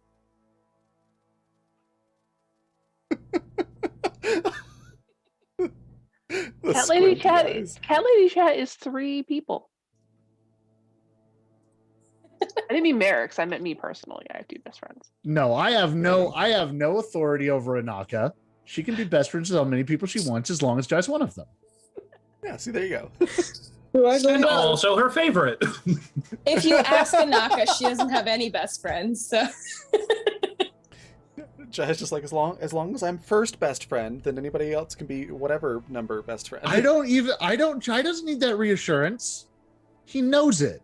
It's just a fact of Jai's life. All right. All right, Jai, who's taking point? Amazing. No, actually, Jai's just pumped for this. Yeah. Like, this is going to be one of those, like, Jai is definitely envisioning this as being way more exciting than it's gonna be, because what it's gonna be is it's gonna be a real boring hike until things start shooting at us, and then it's gonna be too exciting. So I think heavy armor goes point. Oh, Zale's definitely up front. Jai is like behind and to the side of Zale, just like, yes. I love And that. Merrick's is bossy, so she's on the other side of Zale. So Perfect. Yep. All right. So stealth roll of 24 for Grakus. You are pretty well hidden. And if I could get a stealth roll from Ilsa.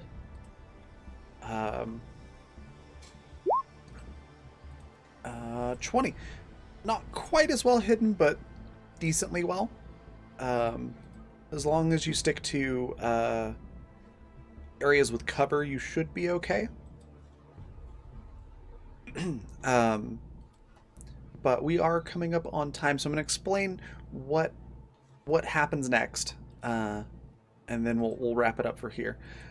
So top side, on top of the ship, it looks like something straight out of the Mandalorian. You've got a bunch of Mandos with jetpacks, and you're walking and jetpacking along the surface of this Star Destroyer. You've got Locke, who's using magnetic feet to desperately try to keep up, but is way behind all of you. we'll leave some murder for him. Okay. This is just me eventually preparing to put rockets on Locke. That's all this is. This is just convincing him to let me do it. Absolutely.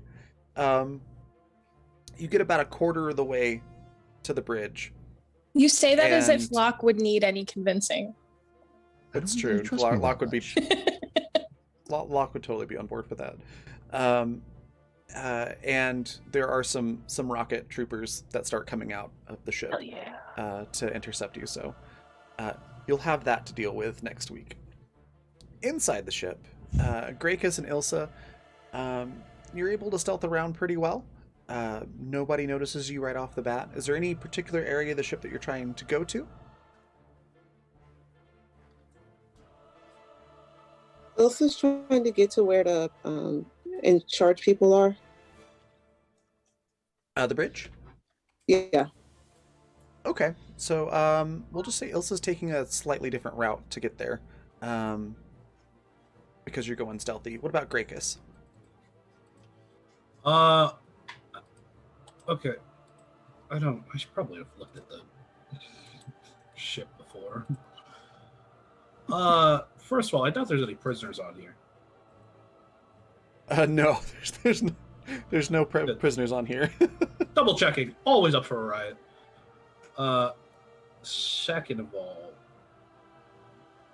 I think Grakus is moving towards the bridge, but also like peeking in rooms, seeing if there's any nasty surprises hidden on board.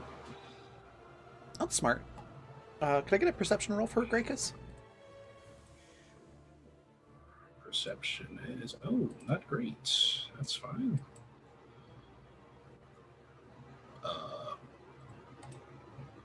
Roll 20.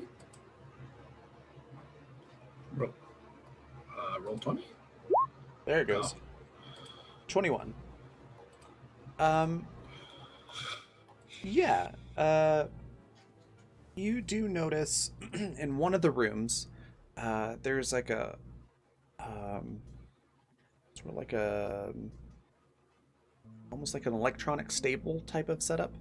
There's like little half booths, or little cubicles rather, set into the wall. About 6 of them in total, and in each one of them is the Phase 1 Dark Trooper robots, droids. They are currently inactive. Oh, very nice. Currently inactive. Do I even have the... I don't believe I have the stuff needed to hack them. Probably not. But you do see that. Oh, yeah. What's up? In lieu of hacking, Grakus knowing that you can't do anything with them, is there a way I could sort of stop them from being able to be activated if somebody were to get to this room? Yeah, there's a number of ways you could probably do that. Do you have any kind of explosive on you or anything like that? Oh no. This is what I get for not going full gremlin. No, I do not. Okay. Then let's do a mechanics roll to see if you know what bits to try to break. Come on. Because the Phase 1 don't have like full armor. So there might be some internal bits that you can reach in and like rip out. Manifesting that 20. Come on. Oh no. You have no idea. Why is this happening to me? I don't have any advantages. Oh, you do. You have one. Breaks me. Oh, I have one. Come on. Hey, that's better. Yeah. You're pretty sure there's a spot kind of towards, in the torso where you can see there's like a gap. Mm-hmm. And just instinctively, you're like, I bet if I reached in there and grabbed whatever I can, get my hand around inside of that and yanked it out, it'd probably break this thing. Oh, yeah. And you're able to do so, and it does seem to disconnect like the legs from the rest of it, mechanically speaking, not literally. And so yeah, they're not going to be able to walk out of the cubicles. Yeah, so do that for all of them. Okay, well done. And then Kieran and Anaka, you're making your way not downtown but down the hallway. Oh.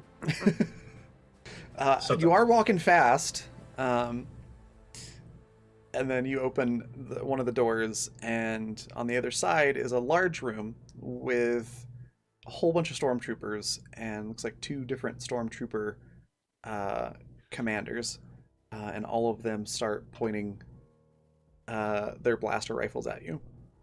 Why did the immigrant song just start playing in my head?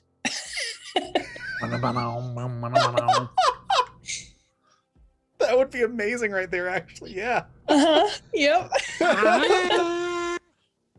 I love that. But yeah, that's where we're gonna end the session. Perfect. So Great. yeah, next week our Mandos will get to fight some rocket troopers. Ilsa and Grakus are gonna keep sneaking around and finding possibly dangerous secrets on the ship. And then Kieran and Anaka are gonna pull a Ray and Kylo. And I fight love a bunch of that, first of all. stormtroopers. Thank you for that mental image. I even have the Kylo saber, so that's perfect. Perfect. Also, with the immigrant song playing in the background, and I get to spend some time with my beloved troopers. What more could I ask for, honestly? Right. This seems like we have been given everything, and now I fear what the cost will be. At this point, I don't care because this is gonna be fun. Yeah, no, next session is gonna be off the hook. Yeah, gonna Johnny be- needed some quality Mando time. I'm glad he's getting this. You know. Yeah. Also, it's like in Uh, a shadow area, and you could just kind of like the light cast on her. It Love looks that. kind of dark. I will also say, Ilsa not joining the Mandos, also noted. She's going through some stuff. It's good. Yeah. New person's So- making notes. Next session is obviously going to be combat heavy. So do keep that in mind going in. In light of that, everybody gets a level. Sweet. Because I want to see what fun new combat stuff you get. Yeah, like I said, we're going to wrap it up there. We're going to go on a raid here in a little bit and let everybody say what their favorite part was, where we can find them, anything they want to share or plug. And then if you can think of a raid cry that you'd like us to use, something from the show, from the episode that was said, there was a few good one-liners in there, or anything else pertaining to the episode, throw that into chat, and we'll use that. So we'll go reverse order from how we started. So Par, what was your favorite part? Where can folks find you? Anything you want to share or plug? Oh man, favorite part.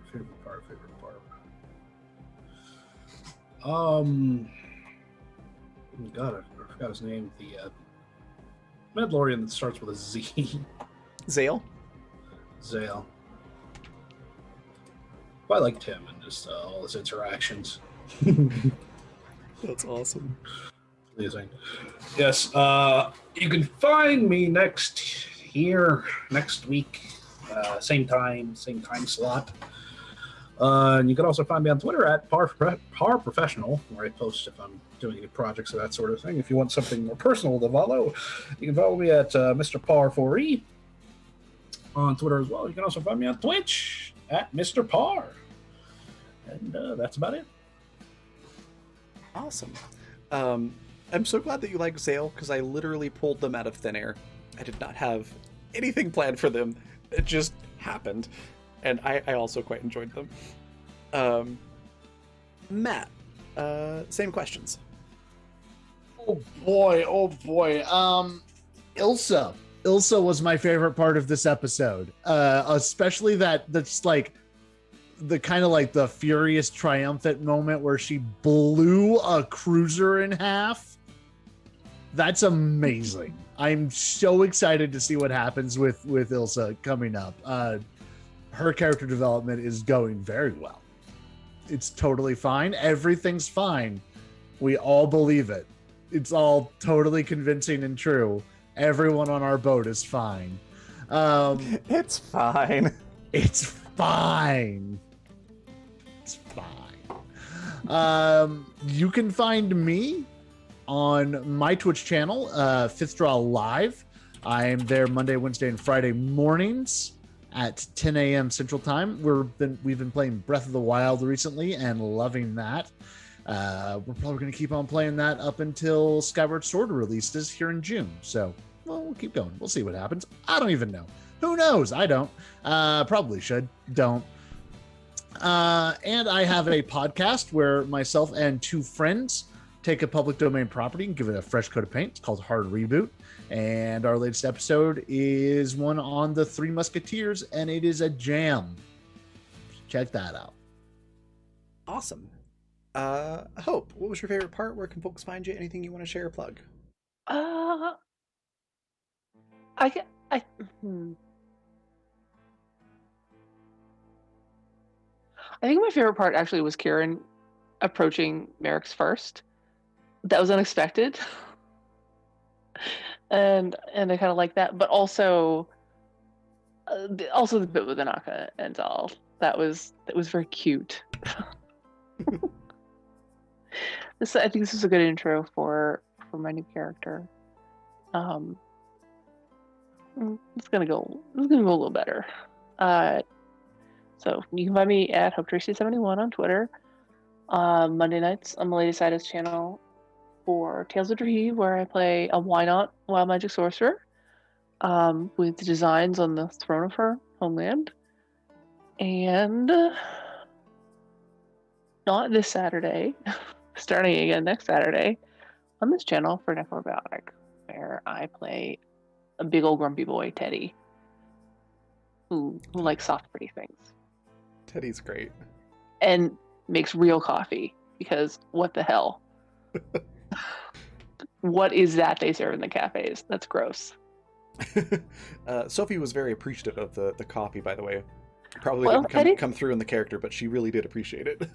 Teddy was very appreciative of Sophie. Well, that's good. Awesome. And then Nikki, same questions. Favorite part? Where can folks find you? Anything you want to share or plug? I did like getting to develop Ilsa more because she's quiet a lot of the time. It just kind of like people. She's fine. Everything is fine with her. Nothing is wrong. No need for anyone to be concerned about any of the weird stuff that goes on with her. I also liked how everybody got to work together for the combat. It was fun. So yeah, it's always fun to see everybody actually come together and do things. Tomorrow I'm on this channel. I'm running a game, and It's lots of fun. and Sunday I think I have something. No, not Sunday. No, I don't play again until Wednesday, where I'm the last of a two-shot of Thirsty Sword Lesbians on Wandering DM's channel. And that's where you can find me this week. And I'm Nick on Twitter. Awesome. And then V, same questions.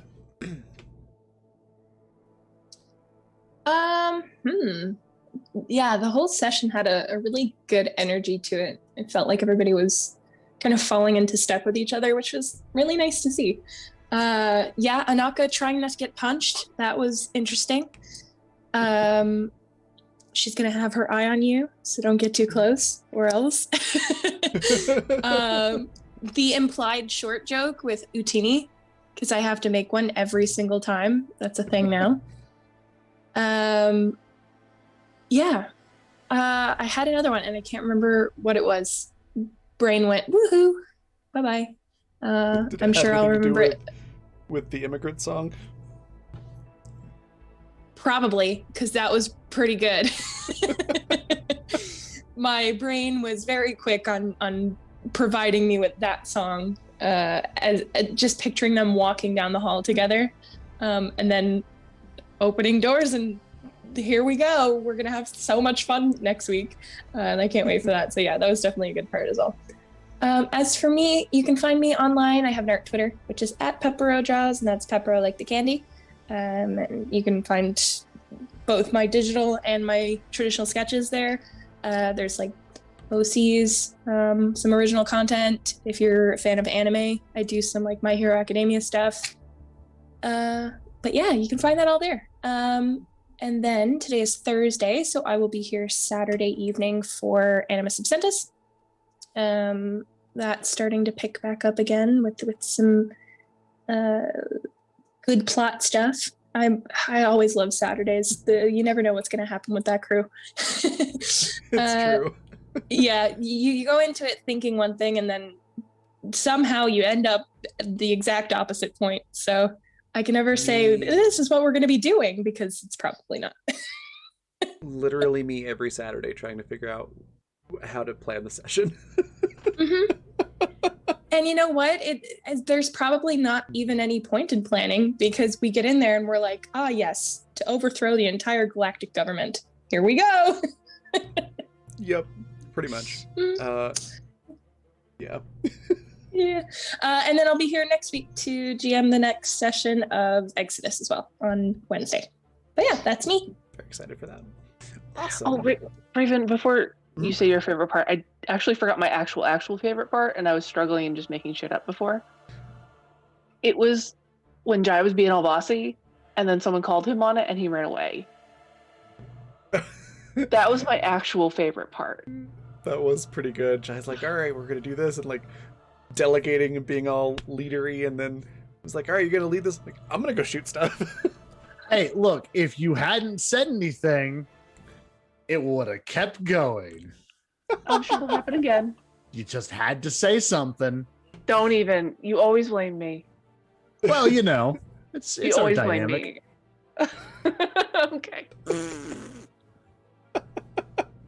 I'm as much a butt as Jai is. I'm just slightly more grown up about it. Are you though? Are you though? Un poquito. A little bit. Oh yeah, that was a pretty good moment. I did quite enjoy that, especially the not really acknowledging what was said. Just I'm gonna go shoot stuff now. I had a lot of really cool moments that I enjoyed out of this episode. All the stuff with Ilsa was really quite good, especially the like, no, I'm gonna break this ship. You know, a little dark there. It was great. And yeah, the ship combat was fun. I might handle all of our future ship combats that way, because that actually flowed pretty decently. And I quite enjoyed it not taking 5 hours to do the ship combat with the rules as written. But yeah, I really enjoyed everybody's interactions with Merrick's and Zale. That was fun to see how the crew's interacting with new people. And Zale's interaction with Anaka and Kieran was a lot of fun. And all that. Or not Zale, Merrick's and Kieran, and Zale and Anaka. Words are hard. But yeah, I liked all that, and then I liked how it ended up at the end with everybody, like where everybody ended up going, and how that ended up playing out to this really cool scene setup. And yeah, now I have the song stuck in my head too, B, thank you. And just am picturing the two of them in slow motion cutting up stormtroopers. So yeah, I'm excited for next week. It's going to be a lot of fun. Where you can find me next, I'll be, what is today? Thursday? I'll be playing Tilda or Promethea tomorrow at noon on Neon Devils 2. And then I'll be playing Dick Bellaroo at 6 p.m. tomorrow on Welcome to Madison. I'm very excited for both of those games. It's going to be a lot of fun. And then Saturday, as mentioned, we won't have Necrobiotic because we've got the GM is out of town. But we'll be back at 6 p.m. Mountain Time on Saturday for Animus. And that is the rest of the streams for this week. Other things to share or plug are sponsors. I'm going to put some links into chat. Fundamental RPG, which is a simple D20 system. You can run everything from high fantasy to sci-fi and everything in between. In fact, we do on this channel this season. We've got 4 games running on that, 4 very different games. You can pick up your copy on Amazon if you want the physical book. If you prefer digital copies, then go to coffee.com/raven/shop, just like it says at the bottom of the screen. Just add /shop to the end of that. And you can find the PDF version currently on sale until the end of the month for $14.99. It's usually a bit more than that. And you can also pick up free character sheets there as well. And then also at that same site, if instead of clicking on Fundamental, you click on Intrepid, that's another sponsor. It's adventuring gear for real life. Adventure and tabletop themed items like apparel, drinkware, accessories, stuff like that. It's really cool. There's some Pride stuff that's up, and we'll be adding more here in the next few days as well. So go check that out. There's probably something that you'll enjoy there if you like tabletop and whatnot. And then finally, Die Hard dice, which are incredible. I use them almost exclusively in my dice bag. They are the dice that I was using tonight to roll for the ships, and they are pretty awesome. They sent me this really cool prismatic rainbow set this month. I'll see if you can see it in the camera. The camera doesn't quite pick up just how awesome the colors are. They look even better in person, and they're just really cool dice. I highly recommend them. If you would like to pick up your own set, you can do so at dieharddice.com. Use the code BlackFeatherMay, all one word, capital B, capital M, and you get 10% off your order, and that's good until the end of the month as well, that particular code. What am I forgetting? Fantasy Network. If you want to catch up on this show or others that we've had on the channel, you can do so at the Fantasy Network at watch.thefantasy.network. Just go to Stream Library, look for Black Feather Guild, and that's where all of our past content will be. With all of that said, we're going to go on a raid. Our raid cry is, "It's fine." And we're going to go raid Milady Saito, who I believe is doing some tabletop stuff. Just double check that she's Yes, still... Aniki's campaign just started. Oh, awesome. The pirate one. Yeah. Oh, awesome. That's so perfect. Yes. Yeah. If you're not following Saito, definitely do so. She's fantastic, just as a person and a really good streamer, and does a lot of really cool stuff with tabletop as well. And then say hello, throw the raid cry out there, and then I will see you all tomorrow. Bye, everybody.